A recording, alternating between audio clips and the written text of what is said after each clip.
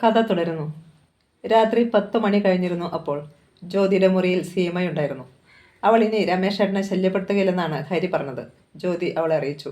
എങ്ങനെയാണ് ഹരി അവളെ നിശബ്ദയാക്കുന്നത്? സീമ ചോദിച്ചു. അത് ഞാൻ ചോദിച്ചെങ്കിലും ഹരി ഒന്നും പറഞ്ഞില്ല. കുഴപ്പമൊന്നും ഉണ്ടാകാതിരുന്നാൽ മതിയായിരുന്നു. അച്ഛനും അമ്മയും ഇത് വല്ലതും അറിഞ്ഞാൽ? സീമ ഭയന്നു. രമേശേട്ടന് എന്തോ അബദ്ധം പറ്റിയതാ മോളെ. സാരമില്ല, എല്ലാം നേരെയാകും. ചേച്ചി ഒന്ന് വിളിച്ചു നോക്കിക്കേ. രാമപുരത്ത് ആരും ഉറക്കമായി കാണത്തില്ലായിരിക്കും. ജ്യോതി അപ്പോൾ തന്നെ രാമപുരത്തേക്ക് വിളിച്ചു. സുരാജിനെയാണ് ഫോൺ എടുത്തത്. ജ്യോതിയാ ചേച്ചി? രമേശേട്ട ഉറക്കമായോ? രമേശ് വന്നില്ലല്ലോ. ഞാൻ വിചാരിച്ചു അവൻ അങ്ങോട്ട് വന്ന് കാണുമെന്ന്, സുലോചന പറഞ്ഞു. റിസീവർ വെച്ചിട്ട് ജ്യോതി ഉടൻ തന്നെ രമേശിൻ്റെ മൊബൈലിലേക്ക് വിളിച്ചു. ബെല്ലടിക്കുന്ന ശബ്ദം അവൾ കേട്ടു. എന്താ? പെട്ടെന്ന് രമേശിൻ്റെ ചോദ്യം വന്നു. പരുഷമായിരുന്നു സ്വരം. രമേശേട്ടൻ എവിടെയാണിപ്പോൾ? ഗേറ്റ് തുറക്ക്, ഞാൻ നിന്റെ വീടിൻ്റെ മുമ്പിലുണ്ട്. ജ്യോതി വേഗം ചെന്ന് ഗേറ്റ് തുറന്നു. കാർ അകത്തേക്ക് കയറി വന്നു. ജ്യോതിയും സീമയും ഒഴികെ എല്ലാവരും ഉറങ്ങിക്കഴിഞ്ഞിരുന്നു. എന്താ? അയാൾ ചോദിച്ചു. കുടിച്ചിട്ടുണ്ടോ? ഉണ്ട്. നിന്നോട് സംസാരിക്കാൻ വേണ്ടിയാണ് കുടിച്ചത്. വാ ഇങ്ങോട്ട്. രമേശ് അവളുടെ മുറിയിലേക്ക് കയറിപ്പോയി. വാതിലടച്ചിട്ട് ജ്യോതി പിന്നാലെ ചെന്നു. സീമ പെട്ടെന്ന് അവളുടെ മുറിയിലേക്ക് പോയി. പെട്ടെന്ന് രമേശ് തിരിഞ്ഞു നിന്നു. നിനക്ക് എത്ര കാമുകന്മാരുണ്ടടി? ജ്യോതിക്ക് ഒന്നും മനസ്സിലായില്ല. എന്താ അബദ്ധമാ രമേശേട്ടൻ ചോദിക്കുന്നേ? തലയ്ക്ക് നല്ല വെളിവില്ലേ? കിടന്നുറങ്ങ്, നാളെ നമുക്ക് സംസാരിക്കാം, അവൾ ഹൃദയവേദനയോടെ പറഞ്ഞു. ആരാടി അഭിഷേകും സത്യനും? അത് അവർ എൻ്റെ കൂടെ പഠിക്കുന്നവരാ. എന്തിനാടി അവർ 2.5 ലക്ഷം കൊടുത്ത് കാർത്തികയുടെ കേസ് നിനക്ക് വേണ്ടി ഒതുക്കിയത്? ജ്യോതി ഞെട്ടി. സത്യം പറ, അവർ നിന്റെ ആരാ? എൻ്റെ ആരുമല്ല അവർ. രമേശ് പെട്ടെന്ന് ജ്യോതിയുടെ കഴുത്തിൽ കുത്തിപ്പിടിച്ചു. സത്യം പറ, ആർക്കു വേണ്ടിയാ അവർ അവൾക്ക് ഇത്രയും രൂപ കൊടുക്കാൻ പോകുന്നത്? ശ്വാസം കിട്ടാതെ ജ്യോതി അയാളുടെ ഉരുക്ക് പോലുള്ള കൈകൾക്കുള്ളിൽ കിടന്ന് പിടഞ്ഞു. ഹരി, ഹരി. മരിച്ചു പോകുമെന്ന് തോന്നിയപ്പോൾ ചില അക്ഷരങ്ങൾ അവളുടെ നാവിൽ നിന്ന് ഉതിർന്നു വീണു. ഹരി. യാന്ത്രികമായി രമേശ് ആ പേര് ഉരുവിട്ടു. കോളേജിൻ്റെ ഗേറ്റ് കടന്ന് രമേശിൻ്റെ കാർ കാമ്പസിലേക്ക് കയറി ചെന്നു. അപ്പോൾ രാവിലെ 11 മണിയായിരുന്നു സമയം. കോളേജിൻ്റെ മുമ്പിൽ വളർന്നു പന്തലിച്ചു നിന്ന മഹാഗണി മരങ്ങളിലൊന്നിൻ്റെ ചുവട്ടിൽ ചെന്ന് വണ്ടി നിന്നു. രമേശ് മൊബൈലെടുത്ത് ഹരികൃഷ്ണൻ്റെ നമ്പർ കുത്തി വിളിച്ചു. തലേ രാത്രിയിൽ ജ്യോതിയിൽ നിന്നാണ് ആ നമ്പർ അയാൾ വാങ്ങിയത്. ഹലോ. പെട്ടെന്ന് ഹരികൃഷ്ണൻ്റെ ശബ്ദം വന്നു. ഞാൻ രമേശ്. കോളേജിൻ്റെ മുമ്പിൽ പാർക്ക് ചെയ്തിരിക്കുന്ന വെള്ള സെന്നിലുണ്ട്. എനിക്ക് നിങ്ങളെ ഒന്ന് കാണണം. ഇറങ്ങി വാ. രാവിലെ ആദ്യത്തെ പീരീഡ് കഴിഞ്ഞ് കാൻറ്റീനിലിരുന്ന് കാപ്പി കുടിക്കുകയായിരുന്നു അപ്പോൾ ഹരികൃഷ്ണനും അഭിഷേകും സത്യനും. ഹരികൃഷ്ണൻ അറിയാതെ ഒന്ന് ഞെട്ടി. രമേശ് കാണാൻ വന്നിരിക്കുന്നു. എന്തിന്? ഞാൻ വരാം. ഹരികൃഷ്ണൻ മൊബൈൽ പോക്കറ്റിലിട്ടു വെച്ചിട്ട് മെല്ലെ എഴുന്നേറ്റു. ആരാടാ വിളിച്ചത്? സത്യൻ ചോദിച്ചു. ജ്യോതിയുടെ ഹസ്ബൻഡാ. അയാൾ കോളേജിൽ വന്നിട്ടുണ്ട്, എന്നെ കാണണമെന്ന്. എന്തോ കാര്യമായി സംഭവിച്ചിട്ടുണ്ട്, അല്ലെങ്കിൽ പിന്നെ? അഭിഷേക് സംശയിച്ചു. ജ്യോതി ഇന്ന് ക്ലാസ്സിൽ വന്നിട്ടുമില്ല, സത്യം പറഞ്ഞു. അയാൾ ഞാനൊന്ന് കണ്ടിട്ട് വരാം. കാൻറ്റീനിൽ നിന്നിറങ്ങി ഹരികൃഷ്ണൻ ധൃതിയിൽ നടന്നു. അഭിഷേകും സത്യനും പിന്നാലെ ചെന്നു. നമുക്ക് മാറി നിന്നാൽ മതി, അടുത്തേക്ക് ചെല്ലണ്ട, സത്യം പറഞ്ഞു. അഭിഷേക് ഒന്ന് മൂളി. ഹരികൃഷ്ണൻ ചെന്നപ്പോൾ കാറിൽ നിന്നിറങ്ങി പുറത്തു നിൽക്കുകയായിരുന്നു രമേശ്. അവർ മുഖാമുഖം നോക്കി ഒരു നിമിഷം നിന്നു. അപ്പോൾ നീയാണ് അവളുടെ കൃഷ്ണൻ അല്ലേ? പെട്ടെന്ന് പരിഹാസത്തോടെ രമേശ് ചോദിച്ചു. മനസ്സിലായില്ല, ശാന്തനായി ഹരികൃഷ്ണൻ ചോദിച്ചു. എൻ്റെ ഭാര്യ ജ്യോതിയും നീയും തമ്മിൽ എന്താണ് ബന്ധം? ജ്യോതി എൻ്റെ ക്ലാസ്മേറ്റാണ്.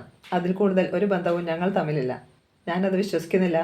നിങ്ങളത് വിശ്വസിക്കണമെന്ന് എനിക്കൊരു നിർബന്ധവുമില്ല. പിന്നെ എന്തിനാണ് നീ അവൾക്ക് വേണ്ടി 2.5 ലക്ഷം രൂപ ചെലവാക്കിയത്? ഹരികൃഷ്ണൻ രമേശിനെ ഒന്ന് നോക്കി. പിന്നെ നേരത്തെ ഒരു ചിരിയോടെ പറഞ്ഞു. കാർത്തികയെ ഗർഭിണിയാക്കിയത് ഞാനായതുകൊണ്ട്. രമേശ് അവനെ പകച്ചു നോക്കി. അത്തരം ഒരു മറുപടിയായിരുന്നില്ല അയാൾ പ്രതീക്ഷിച്ചത്. മിസ്റ്റർ രമേശ്, ഒരു കാര്യം കൂടി എനിക്ക് നിങ്ങളോട് പറയാനുണ്ട്. സൽസ്വഭാവിയായ ഒരു പെൺകുട്ടിയാണ് ജ്യോതി. അവളെ നിങ്ങൾ സംശയിച്ചത് തന്നെ തെറ്റാണ്. ജ്യോതിയെ ഞാൻ വിവാഹം കഴിക്കാൻ ആഗ്രഹിച്ചിരുന്നു, പക്ഷേ അവൾക്ക് താല്പര്യമില്ലായിരുന്നു. എന്നിട്ടും എന്തിനാണ് നീ അവൾക്ക് വേണ്ടി വാദിക്കുന്നത്? അപ്പോൾ അതിലെന്തോ കള്ളത്തരമുണ്ട്. ഹരികൃഷ്ണന് വല്ലാതെ ദേഷ്യം വന്നു. എങ്കിലും അവൻ അതടക്കി. ജ്യോതിക്ക് വേണ്ടി. രമേശ്, നിങ്ങളുടെ മനസ്സിൽ കള്ളത്തരമുണ്ട്. അതുകൊണ്ടാണ് കാണുന്നവരെ എല്ലാവരും കള്ളന്മാരാണെന്ന് നിങ്ങൾക്ക് തോന്നുന്നത്. എൻ്റെ കാര്യം ഞാൻ നോക്കിക്കൊള്ളാം. നിൻ്റെ ഉപദേശമൊന്നും വേണ്ട. അതിനല്ല ഞാൻ വന്നതും. ജ്യോതിയുമായി നിനക്ക് എന്തെങ്കിലും ഇടപാടുണ്ടെന്ന് ഇനി ഞാൻ അറിഞ്ഞാൽ വച്ചേക്കത്തില്ല രണ്ടിന്, കോപത്തോടെ കഴിച്ചുകൊണ്ട് രമേശ് പറഞ്ഞു. പുച്ഛത്തോടെ ഹരികൃഷ്ണൻ ചിരിച്ചു. ആദ്യം സാറ് നന്നാകാൻ നോക്ക്, അത് കഴിഞ്ഞ് മതി ബാക്കിയുള്ളവരെ നന്നാക്കുന്നത്. കോപത്തോടെ അവനൊന്ന് നോക്കിയിട്ട് രമേശ് പെട്ടെന്ന് കാറിൽ കയറി സ്ഥലം വിട്ടു. അഭിഷേകും സത്യനും ഹരികൃഷ്ണൻ്റെ അടുത്തേക്ക് വന്നു. എന്തിനാണ് അയാൾ വന്നത്? സത്യൻ ചോദിച്ചു. ചെകുത്താൻ വേദമോദാൻ വന്നതാ. ഞാൻ ജ്യോതിയോട് മിണ്ടിയാൽ എന്നെ തട്ടിക്കളയുമെന്ന് ഹരികൃഷ്ണൻ പറഞ്ഞു. അതിനു മുമ്പ് അയാളെ നമുക്ക് തട്ടേണ്ടി വരും, സത്യം പറഞ്ഞു. അവർ ക്ലാസ്സിലേക്ക് മടങ്ങി. ക്ലാസ്സിലിരിക്കുമ്പോൾ ജ്യോതിയെക്കുറിച്ചായിരുന്നു ഹരികൃഷ്ണൻ്റെ ചിന്ത. എന്താണ് അവളിന്ന് കോളേജിൽ വരാഞ്ഞത്? രമേശും അവളും തമ്മിൽ ഉരസൽ വലുതും ഉണ്ടായി കാണുമോ? ഉച്ചയായപ്പോൾ അഭിഷേകിൻ്റെ മൊബൈലിൽ കാർത്തികയുടെ വിളി വന്നു. എപ്പോഴാണ് നിങ്ങൾ ഡ്രാഫ്റ്റുമായിട്ട് വരുന്നത്? സംഭവം കഴിഞ്ഞോ? കഴിഞ്ഞു. എന്നെ ഇപ്പോൾ റൂമിലേക്ക് കൊണ്ടുവന്നതേയുള്ളൂ. വേണമെങ്കിൽ നാളെ ഡിസ്ചാർജ് ചെയ്യാമെന്നാണ് പൂർണിമ ഡോക്ടർ പറഞ്ഞത്. ഞങ്ങൾ 4 മണി കഴിഞ്ഞ് വരാം. അഭിഷേക് പെട്ടെന്ന് ഫോൺ വെച്ചു. അല്പനേരം കഴിഞ്ഞപ്പോൾ കാർത്തികയുടെ മൊബൈലിൽ രമേശ് വിളിച്ചു. ഹരികൃഷ്ണനുമായി നിനക്ക് എങ്ങനെയാണ് പരിചയം? ഏത് ഹരികൃഷ്ണൻ? അവൾക്ക് മനസ്സിലായില്ല. നീ ഇപ്പോൾ അഡ്മിറ്റായിരിക്കുന്ന ചെമ്പകശ്ശേരി നഴ്സിംഗ് ഹോമിൻ്റെ ഉടമസ്ഥ ഡോക്ടർ സുമതി കുട്ടിയമ്മയുടെ ഏക മകൻ ഹരികൃഷ്ണൻ്റെ കാര്യമാണ് ചോദിച്ചത്. അങ്ങനെ ഒരാളിനെ അവൾക്ക് പരിചയമില്ലായിരുന്നു. എനിക്കറിയില്ല. അവനാണ് നിനക്ക് 2.5 ലക്ഷം രൂപ തരുന്നത്. അവൻ്റെ കൂട്ടുകാരാണ് അഭിഷേകും സത്യനും. അവനെതിരെ എനിക്ക് പണം തരണം. അതാണ് എനിക്ക് മനസ്സിലാകാത്തത്. അവനെ കണ്ട് ഞാനിന്ന് സംസാരിച്ചു. നീ ഗർഭിണിയാകാൻ കാരണം അവനാണെന്നാണ് എന്നോട് പറഞ്ഞത്. പച്ചക്കള്ളമാണ്. അങ്ങനെ ഒരാളിനെ ഞാൻ ഇതുവരെ കണ്ടിട്ട് പോലുമില്ല. എനിക്കറിയാം ഇതിലെന്തോ രഹസ്യമുണ്ട്.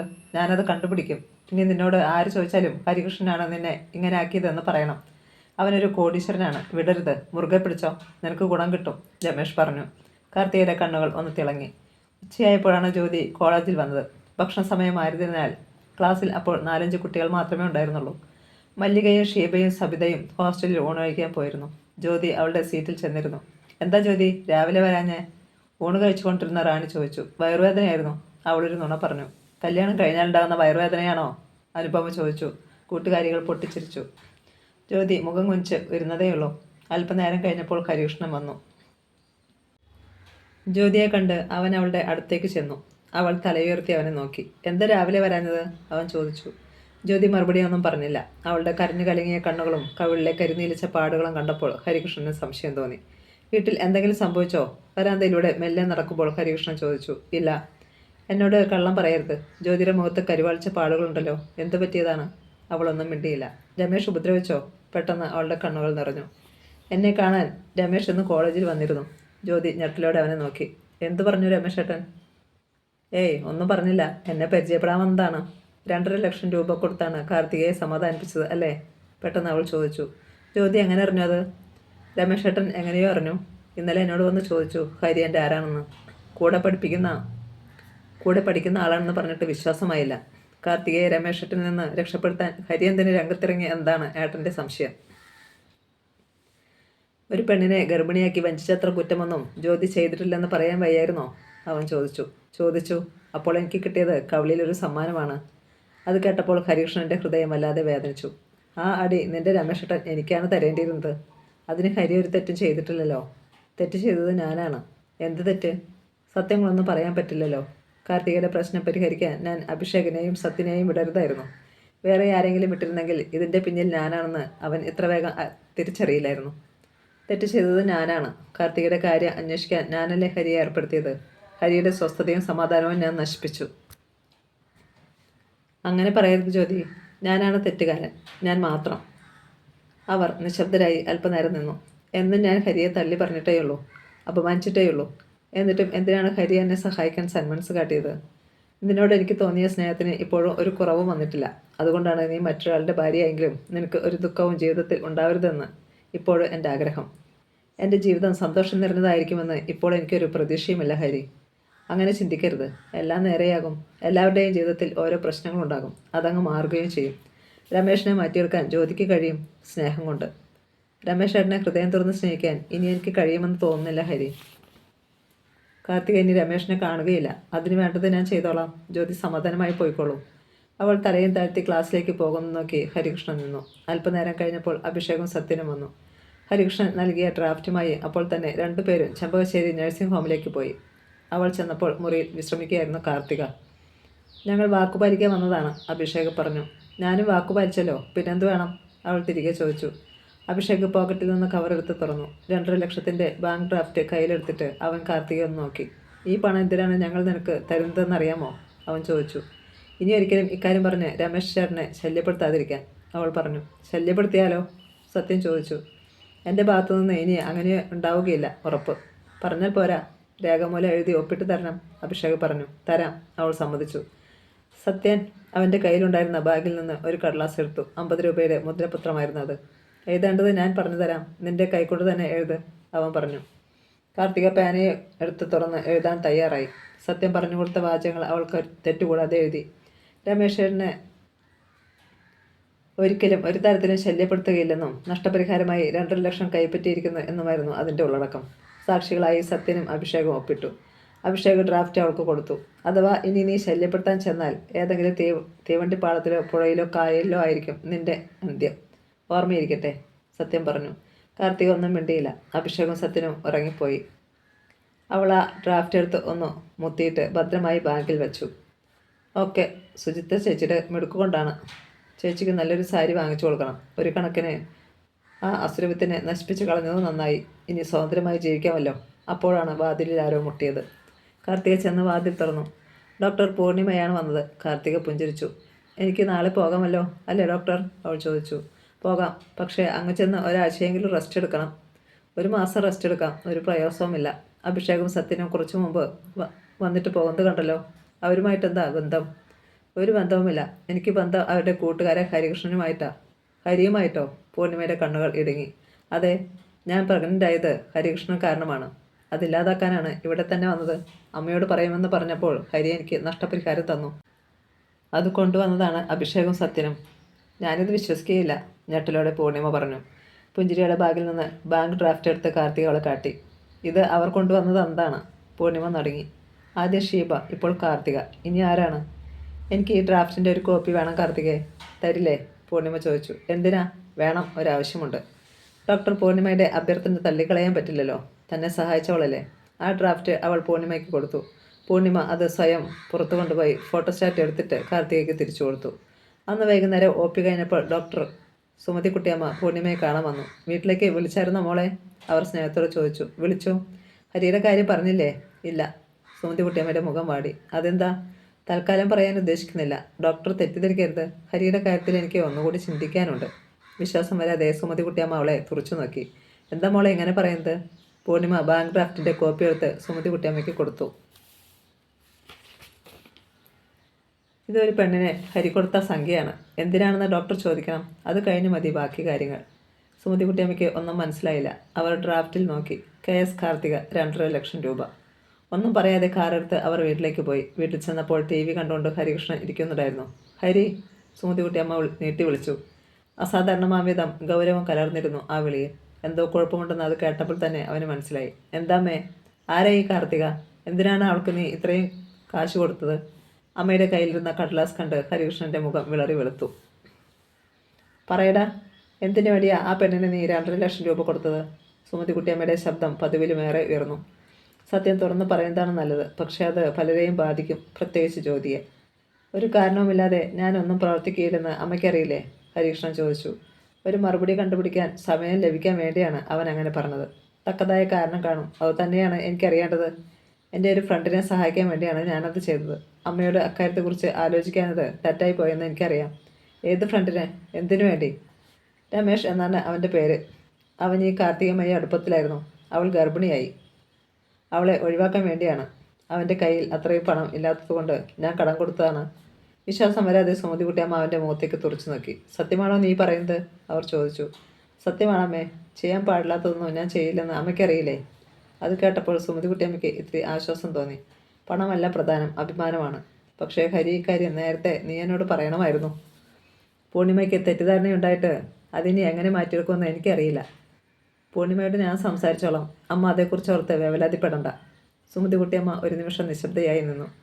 സ്നേഹിതന്മാരെ സഹായിക്കുന്നതിൽ തെറ്റൊന്നുമില്ല, പക്ഷേ അത് നല്ല കാര്യങ്ങൾക്ക് മാത്രം മതി കേട്ടോ, അവൾ പിന്നെ പറഞ്ഞു. ഹരികൃഷ്ണൻ മെല്ലെ തലകുലുക്കി. അമ്മ ക്ഷമിച്ചു എന്ന് അവന് മനസ്സിലായി. സുമതിക്കുട്ടിയമ്മ മുറിയിലേക്ക് പോയപ്പോൾ ഹരികൃഷ്ണൻ മൊബൈലെടുത്ത് പൂർണിമയെ വിളിച്ചു. എവിടെയാണിപ്പോൾ? അവൻ ചോദിച്ചു. ഹോസ്പിറ്റലിലാണ്. ക്വാർട്ടേഴ്സിലേക്ക് പോകാൻ തുടങ്ങുന്നു. പോകരുത്, എനിക്കൊന്ന് കാണണം. ഞാനിതാ വരുന്നു. കാറെടുത്ത് ഹരികൃഷ്ണൻ അപ്പോൾ തന്നെ ഹോസ്പിറ്റലിലേക്ക് ചെന്നു. പോകാൻ തയ്യാറായി ഇരിക്കുകയായിരുന്നു പൂർണിമ. കാർത്തികയ്ക്ക് ഞാൻ കൊടുത്ത ബാങ്ക് ഡ്രാഫ്റ്റിൻ്റെ കോപ്പി തനിക്ക് എങ്ങനെ കിട്ടി? അവൻ ചോദിച്ചു. ഡ്രാഫ്റ്റ് അവൾ എന്നെ കാണിച്ചു. ഞാനാണ് അതിൻ്റെ കോപ്പി എടുത്തത്. ഹരിയുടെ അമ്മയ്ക്ക് കൊടുത്തത്. എന്തിന്? ഹരിയെ കല്യാണം കഴിക്കണമെന്ന് അമ്മ ആവശ്യപ്പെടുമ്പോൾ പറ്റില്ല എന്ന് എനിക്ക് പറയണമെങ്കിൽ അതിന് കാരണം കാണിക്കണമല്ലോ. ഗൗരവഭാവത്തിലായിരുന്നു പൂർണിമ. കാർത്തിക തന്നോട് എന്താണ് പറഞ്ഞത്? അവൾ പ്രഗ്നൻ്റ് ആയത് കാരണക്കാരൻ ഹരിയാണെന്ന്. അതില്ലാതാക്കുന്നതിനുള്ള പ്രതിഫലമാണ് 2.5 ലക്ഷം രൂപയെന്ന്. എന്നിട്ട് താനത് വിശ്വസിച്ചോ? ഇല്ല. രമേഷാണ് അതിന് ഉത്തരവാദിയെന്ന് നേരത്തെ എനിക്കറിയാമായിരുന്നു. പക്ഷേ ഹരി എന്തിന് അയാളെ രക്ഷപ്പെടുത്താനുള്ള കുരിശ് ഏറ്റെടുത്തു? അവൻ മിണ്ടിയില്ല. അതുമാത്രമല്ല ഹരിയെക്കുറിച്ച് ഒരു ആരോപണം കൂടിയുണ്ട്. ആരാണ് ഈ ഷീബ? എൻ്റെ ക്ലാസ്സിലെ ഒരു കുട്ടിയാണ്. ഷീബയെക്കുറിച്ച് പൂർണിമ എങ്ങനെ അറിഞ്ഞു എന്നതായിരുന്നു അവൻ്റെ അത്ഭുതം. നിങ്ങൾ തമ്മിൽ അതിൽ കൂടുതൽ എന്തെങ്കിലും ബന്ധമുണ്ടോ? ഇല്ല. എന്തിനാണ് പൂർണിമ ഇങ്ങനെയൊക്കെ ചോദിക്കുന്നത്? അവൻ്റെ മുഖത്ത് അക്ഷമ തെളിഞ്ഞു. അവൾ പ്രഗ്നൻ്റാണ്. കാരണക്കാരൻ ഹരിയാണെന്നാണ് അവൾ വന്നു പറഞ്ഞത്. ഹരി പെട്ടെന്ന് പൊട്ടിച്ചിരിച്ചു. ആ പൊട്ടിപ്പെണ്ണ് പറഞ്ഞത് പൂർണിമ വിശ്വസിച്ചോ? കാരണമില്ലാതെ ഒരു കാര്യവും വിശ്വസിക്കുന്നവളല്ല ഞാൻ. ദാ ഇതൊന്ന് നോക്കിക്കേ. മേശവലിപ്പിൽ നിന്ന് ഒരു കടലാസ് എടുത്ത് അവൾ ഹരിക്ക് നേരെ നീട്ടി. ലാബറട്ടറി റിപ്പോർട്ടായിരുന്നു അത്. ഷീബ ഗർഭിണിയാണെന്നുള്ളതിൻ്റെ രേഖ. അത് കണ്ട് ഹരികൃഷ്ണൻ ഞെട്ടി. കള്ളമാണിത്, പച്ചക്കള്ളം. അവൾ എന്തോ തിരിമറി നടത്തിയിട്ടുണ്ട്. കുറേ നാളായി അവൾ എൻ്റെ പിന്നാലെ നടക്കാൻ തുടങ്ങിയിട്ട്. എന്നെ കിട്ടില്ലെന്ന് മനസ്സിലായപ്പോൾ അവൾ ഒപ്പിച്ച പണിയാണിത്. തൻ്റെ നിരപരാധിത്വം വെളിപ്പെടുത്താൻ അവൻ ശ്രമിച്ചു. പക്ഷേ അവൾ പ്രഗ്നൻ്റാണ്. അതെങ്ങനെ സംഭവിച്ചു? വിശ്വാസം വരാതെ പൂർണിമ ചോദിച്ചു. അത് അവൾക്കേ അറിയൂ. പൂർണിമ എന്നെ തെറ്റിദ്ധരിക്കരുതെന്ന് മാത്രമേ എനിക്ക് പറയാനുള്ളൂ. അവൾ അവൻ്റെ മുഖത്തേക്ക് ഒന്ന് നോക്കി. ശരി, ഞാനത് അന്വേഷിക്കട്ടെ. കാർത്തികയെ ഡിസ്ചാർജ് ചെയ്തോ? ഹരികൃഷ്ണൻ ചോദിച്ചു. ഇല്ല. എങ്കിൽ എൻ്റെ കൂടെ അവളുടെ റൂമിലേക്ക് ഒന്ന് വരാമോ? വരാം. അവർ രണ്ടുപേരും കൂടി കാർത്തികയുടെ മുറിയിലേക്ക് നടന്നു. വാതിൽ അടഞ്ഞു കിടക്കുകയായിരുന്നു. കഥകിൽ മുട്ടിയിട്ട് പൂർണിമ അകത്തേക്ക് കയറി. ഹരികൃഷ്ണനും പിന്നാലെ കയറി. ഒരു വീക്കിലി വായിച്ചുകൊണ്ട് ഇരിക്കുകയായിരുന്നു കാർത്തിക. പൂർണിമയെയും ഹരികൃഷ്ണനെയും കണ്ട് അവൾ പെട്ടെന്ന് എഴുന്നേറ്റു. കാർത്തിക എന്നല്ല പേര്? ഹരികൃഷ്ണൻ ചോദിച്ചു. അതെ, അവൾ പറഞ്ഞു. എന്നെ മുമ്പ് എവിടെയെങ്കിലും വെച്ച് കണ്ടിട്ടുണ്ടോ? അവൾ അവനെ ഒന്ന് സൂക്ഷിച്ചു നോക്കി. ഇല്ല, അവൾ പറഞ്ഞു. ഹരികൃഷ്ണനും പൂർണിമയും പരസ്പരം ഒന്ന് നോക്കി. അവൻ്റെ ചുണ്ടുകളിൽ ഒരു പുഞ്ചിരി വിരിഞ്ഞു. എൻ്റെ പേര് ഹരികൃഷ്ണൻ എന്നാണ്. ഈ ഹോസ്പിറ്റലിൻ്റെ ഉടമയായ ഡോക്ടർ സുമതി കുട്ടിയമ്മയുടെ മകൻ. കാർത്തികയുടെ മുഖം വിളറി വെളുത്തു. എന്തിനാണ് നീ പിന്നെ എന്നോട് നുണ പറഞ്ഞത്? അതിശയത്തോടെ പൂർണിമ ചോദിച്ചു. അത് പിന്നെ ഞാൻ... ഹരികൃഷ്ണൻ്റെ പേര് പറയാൻ ആരാണെന്ന് എന്നോട് പറഞ്ഞത്? രമേശ് ഏട്ടനാണ്. ജ്യോതിയുടെ ഭർത്താവ് രമേശോ? അതെ എന്നർത്ഥത്തിൽ കാർത്തിക മെല്ലെ തലകുലുക്കി. എന്തിന്? ഹരികൃഷ്ണൻ ചോദിച്ചു. കൂടുതൽ പണം പിടുങ്ങാൻ വേണ്ടിയാണെന്ന് പറയാൻ അവൾക്ക് പറ്റില്ലായിരുന്നു. എനിക്കറിയില്ല. അവൾ ഒഴിഞ്ഞു മാറി. നീ ഇവിടെ അഡ്മിറ്റ് ആയിട്ടുണ്ടെന്ന് എൻ്റെ അമ്മയ്ക്ക് ഇതുവരെ മനസ്സിലായിട്ടില്ല. അറിഞ്ഞിരുന്നെങ്കിൽ എന്നെക്കുറിച്ച് അങ്ങനെയൊക്കെ പറഞ്ഞതിന് നിന്നെ കഷ്ണങ്ങളാക്കിയാനെ, ഹരികൃഷ്ണൻ പറഞ്ഞു. അവൻ പെട്ടെന്ന് മുറിയിൽ നിന്നിറങ്ങി. പൂർണിമയും ഇറങ്ങി. മനസ്സിലായില്ലേ? ഇങ്ങനെയൊക്കെയാണ് കാര്യങ്ങൾ. പൂർണിമയ്ക്ക് എന്ത് വേണമെങ്കിലും വിശ്വസിക്കാം, ഹരികൃഷ്ണൻ പറഞ്ഞു. അവൻ ധൃതിയിൽ പുറത്തേക്ക് ഇറങ്ങിപ്പോയി. പൂർണിമ അവൻ നോക്കി നിശ്ചലയായി നിന്നു. സീമയാണ് അന്ന് കോളേജിൽ നിന്ന് ആദ്യം വന്നത്. അവൾ അടുക്കളയിൽ ചെന്ന് ചായ ഉണ്ടാക്കിക്കൊണ്ട് നിന്നപ്പോഴാണ് ജ്യോതി വന്നത്. പത്മാവതി ടീച്ചർ സ്കൂളിൽ നിന്ന് എത്തിയിരുന്നില്ല. മ്ലാനമായിരുന്നു ജ്യോതിയുടെ മുഖം. എന്താ, ഇന്ന് പുതിയ സംഭവം വല്ലതും ഉണ്ടായോ? സീമ ചോദിച്ചു. പുതിയതെന്തിന്? ഇതുവരെ സംഭവിച്ചത് തന്നെ മതിയല്ലോ, ഒരു ജന്മം മുഴുവൻ ദുഃഖിക്കാൻ, ജ്യോതി പറഞ്ഞു. അതാണ് ചേച്ചിയുടെ കുഴപ്പം. എന്തെങ്കിലും വിഷമമുണ്ടായാൽ സകല സമയവും അതിൽ തന്നെ കടിച്ചു തൂങ്ങിക്കിടക്കും. ചിന്തിക്കാൻ എത്രയോ നല്ല കാര്യങ്ങൾ വേറെയുണ്ട്. വേറെ എന്ത് കാര്യങ്ങൾ? ചേച്ചി പഠിച്ച് പാസ്സാകുന്നു, നല്ല ജോലി കിട്ടുന്നു, ഒരു കുഞ്ഞുണ്ടാകുന്നു, അതിനെ വളർത്തുന്നു. ഒരു കുഞ്ഞുണ്ടാകുന്നതിനെക്കുറിച്ച് ഒന്നുകൂടെ ആലോചിക്കണം എനിക്ക്, ജ്യോതി പറഞ്ഞു. അതെന്താ? ഞാൻ പറയാതെ നിനക്ക് തന്നെ അറിയാമല്ലോ രമേശേട്ടൻ്റെ കാര്യങ്ങൾ. ആ ബന്ധം എനിക്ക് അങ്ങോട്ട് ഉൾക്കൊള്ളാൻ കഴിയുന്നില്ല. ഒക്കെ നേരെയാകും ചേച്ചി. ഒരു തെറ്റ് ആർക്കാണ് പറ്റാത്തത്? ഒരു ഗ്ലാസ് ചായ പകർന്ന് അവൾ ജ്യോതിക്ക് കൊടുത്തു. അവർ ചായ കുടിച്ചുകൊണ്ടിരുന്നപ്പോഴാണ് ഫോൺ ബെല്ലടിച്ചത്. സീമ ചെന്ന് റിസീവർ എടുത്തു. പൂർണിമയാണ് വിളിച്ചത്. ചേച്ചിക്ക് ഫോൺ, സീമ വിളിച്ചു പറഞ്ഞു. ജ്യോതി ചെന്ന് റിസീവർ വാങ്ങി. ഹലോ, നീ വീട്ടിലുണ്ടോ എന്നറിയാനാണ് ഞാൻ വിളിച്ചത്, പൂർണിമ പറഞ്ഞു. വീട്ടിലല്ലാതെ ഞാൻ വേറെ എവിടെ പോകാനാണ്? നിൻ്റെ ഹസ്ബൻഡിൻ്റെ വീട്ടിലാണോ എന്ന് എനിക്കറിയില്ലല്ലോ. എനിക്ക് നിന്നെ ഒന്ന് കാണണമെന്നുണ്ട്. ഇന്ന് OP കഴിഞ്ഞ് അങ്ങോട്ട് വന്നാൽ ബുദ്ധിമുട്ടാകുമോ? എന്ത് ബുദ്ധിമുട്ട്? എപ്പോൾ വേണമെങ്കിലും നിനക്കിവിടെ വരാമല്ലോ. 7:30 ആകും. അത് സാരമില്ല, ജ്യോതി റിസീവർ വെച്ചു. സീമ കാത്തു നിൽക്കുന്നുണ്ടായിരുന്നു. പൂർണിമ ഇന്നിങ്ങോട്ട് വരുന്നുണ്ടെന്ന്. എന്തോ സംസാരിക്കാനാണ്, ജ്യോതി പറഞ്ഞു. എന്താണോ ആവോ? അച്ഛനും അമ്മയ്ക്കും സംശയമൊന്നും തോന്നാതിരുന്നാൽ മതിയായിരുന്നു, സീമ പറഞ്ഞു. അവരെന്ത് സംശയിക്കാനോ മോളെ? Chembassery nursing ഹോമിലല്ലേ Purnima doctor work ചെയ്യുന്നത്? എന്തെങ്കിലും തക്കതായ കാരണമില്ലാതെ ഡോക്ടർ ആ നേരത്ത് വരില്ലെന്ന് മനസ്സിലാക്കാനുള്ള ബുദ്ധിയൊക്കെ അച്ഛനും അമ്മയ്ക്കുണ്ട്. അവർ എന്തെങ്കിലും വിചാരിക്കട്ടെ. 7:30 കഴിഞ്ഞപ്പോഴാണ് ചെമ്പശ്ശേരിയിലെ കാർ നന്ദനത്തെ മുറ്റത്ത് വന്നു നിന്നത്. കാറിൽ നിന്ന് പൂർണിമ ഇറങ്ങി. കൈമളപ്പോൾ പൂമൂത്തുണ്ടായിരുന്നു. പൂർണിമയെ കണ്ട് അദ്ദേഹം ചെറുതായി ഒന്ന് അമ്പരന്നു. എന്താ മോളെ ഈ നേരത്ത്? ഒന്നുമില്ലെങ്കിൽ ജ്യോതിയെ ഒന്ന് കാണാൻ വന്നതാണ്. ഇപ്പോഴാണ് സമയം കിട്ടിയത്, അവൾ പറഞ്ഞു. ജ്യോതി വിളിച്ചിട്ടാണോ വന്നത്? അവൾക്ക് എന്തെങ്കിലും അസുഖമുണ്ടോ എന്നായിരുന്നു അദ്ദേഹത്തിൻ്റെ സംശയം. അയ്യോ അല്ല, എനിക്കിവിടെ അവളല്ലാതെ വേറെ ഫ്രണ്ട്സ് ഇല്ലല്ലോ. കുറച്ചു നേരം വെറുതെ സംസാരിച്ചിരിക്കാനാണ്. അപ്പോഴേക്ക് ജ്യോതിയും സീമയും പുറത്തേക്ക് ഇറങ്ങി വന്നു. വാ പൂർണിമേ. അവളെയും കൊണ്ട് ജ്യോതി മുറിയിലേക്ക് പോയി. കല്യാണം കഴിഞ്ഞ സമയമല്ലേ, നിനക്കെന്തോ വിശേഷമുണ്ടായിട്ടാണ് എന്നെ വിളിച്ചു വരുത്തിയതെന്ന അച്ഛൻ്റെ സംശയം, ചിരിയോടെ പൂർണിമ പറഞ്ഞു. ജ്യോതിക്ക് ചിരി വന്നില്ല. ചായ എടുക്കട്ടെ, വാതിലിനടുത്ത് വന്ന് സീമ ചോദിച്ചു. ഇപ്പോഴൊന്നും വേണ്ട സീമേ, താങ്ക്സ്. സീമ പോയി. പ്രത്യേകിച്ച് കാരണമൊന്നുമില്ലാതെ നീ ഇപ്പോൾ എന്നെ കാണാൻ വരില്ലെന്ന് എനിക്കറിയാം, ജ്യോതി പറഞ്ഞു. കാരണമുണ്ടടി. ചില കാര്യങ്ങൾ നിന്നോട് ചോദിച്ചറിയാനാണ് ഞാൻ വന്നത്. നിങ്ങളുടെ ക്ലാസ്സിൽ ഷീബ എന്ന പേരുള്ള ഒരു പെണ്ണുണ്ടോ? ഉണ്ട്. അവളെക്കുറിച്ച് നീ എങ്ങനെ അറിഞ്ഞു? ആശ്ചര്യത്തോടെ ജ്യോതി ചോദിച്ചു. 2-3 ദിവസം മുമ്പ് എന്നെ കാണാൻ അവൾ ഹോസ്പിറ്റലിൽ വന്നു. എന്തിന്? അവൾ പ്രഗ്നൻ്റ് ആണ്, അതില്ലാതാക്കാൻ. ജ്യോതി അത് കേട്ട് ഞെട്ടി. സത്യമാണോ നീ പറയുന്നത്? അതെ. ഇനി പറയാനുള്ളത് കേട്ടാൽ നീ ചിലപ്പോൾ ഞെട്ടും. അവളുടെ ഗർഭത്തിന് ഉത്തരവാദി ആരാണെന്ന് ഞാൻ ചോദിച്ചപ്പോൾ ഹരികൃഷ്ണൻ എന്നാണ് അവൾ പറഞ്ഞത്. ജ്യോതി ശരിക്കും ഞെട്ടി. പച്ചക്കള്ളമാണതെന്ന് ഉച്ചത്തിൽ വിളിച്ചു പറയണമെന്ന് അവൾക്ക് തോന്നി. പക്ഷേ സ്ഥലകാലബോധം ഉണ്ടായപ്പോൾ പെട്ടെന്ന് അവൾ സ്വയം നിയന്ത്രിച്ചു. ഇല്ല പൂർണിമ, അങ്ങനെ സംഭവിക്കാൻ സാധ്യതയില്ല. ഹരിയുടെ പിന്നാലെ അവൾ നടക്കാൻ തുടങ്ങിയിട്ട് കുറേ നാളായി. പക്ഷേ ഹരിയെ വീഴ്ത്താൻ അവൾക്ക് പറ്റിയില്ല. വീഴ്ത്തിയിട്ടില്ലെന്ന് നിനക്കെന്താണ് ഉറപ്പ്? ഇങ്ങനെയുള്ള കാര്യങ്ങൾ എല്ലാവരോടും അനൗൺസ് ചെയ്തിട്ടാണോ ആളുകൾ? ഇല്ല പൂർണിമ, ഹരി അത്രക്കാരനല്ല, ജ്യോതി ഉറപ്പിച്ച് പറഞ്ഞു. ഹരിയോട് നിനക്ക് വലിയ ആരാധനയുണ്ടെന്ന് തോന്നുന്നല്ലോ. പെട്ടെന്ന് അവളുടെ മുഖം തുടുത്തു ചുവന്നു. വേറെ ആർക്കും അറിയാത്ത ഏതോ ഒരു ബന്ധം ഹരിയും നീയും തമ്മിലുണ്ട്. എന്താണത്? എനിക്കതറിയണം, പൂർണിമ ശഠിച്ചു. ഒരു ബന്ധവുമില്ല. എൻ്റെ കല്യാണത്തിന് മുമ്പ് ഹരിയോട് ഞാൻ സംസാരിക്കാറേ ഇല്ലായിരുന്നു. ഇപ്പോഴാണ് ഞാൻ എന്തെങ്കിലും മിണ്ടുന്നത് തന്നെ. അതിരിക്കട്ടെ, ഹരിയിൽ നിനക്ക് എന്താണ് ഇത്ര താല്പര്യം? ഹരിയും ഞാനും വിവാഹിതരാകാൻ പോവുകയാണ്. ജ്യോതി ആശ്ചര്യത്തോടെ അവളെ നോക്കി. സത്യം? അതെ. ഹരിയുടെ അമ്മയുടെ ആലോചനയാണത്. ഞാൻ സമ്മതം മൂളി കഴിഞ്ഞപ്പോഴാണ് ഹരിയെ അവകാശപ്പെട്ട് ആദ്യം ഷീബയും പിന്നെ കാർത്തികയും വന്നത്. ഷീബയെ വിശ്വസിക്കേണ്ട. എന്ത് ചെയ്യാനും ഒരു മടിയും ഉള്ളവളല്ല അവൾ, ജ്യോതി പറഞ്ഞു. പക്ഷേ ലാബ് റിപ്പോർട്ട് വെച്ച് നോക്കുമ്പോൾ, പൂർണിമ വീണ്ടും സംശയിച്ചു. അത് വിശ്വസിക്കേണ്ട. സ്വന്തം കാര്യം നേടാൻ എന്ത് തിരുമറി നടത്താനും മിടുക്കിയാണവൾ. ശരിക്ക് പിടിച്ച് ഒന്ന് കുഴഞ്ഞാൽ അവൾ സത്യം പറയും. പിന്നീട് അവൾ വന്നോ നിൻ്റെ അടുത്ത്? ഇല്ല. അപ്പോൾ തന്നെ അറിയാമല്ലോ കള്ളത്തരമാണെന്ന്.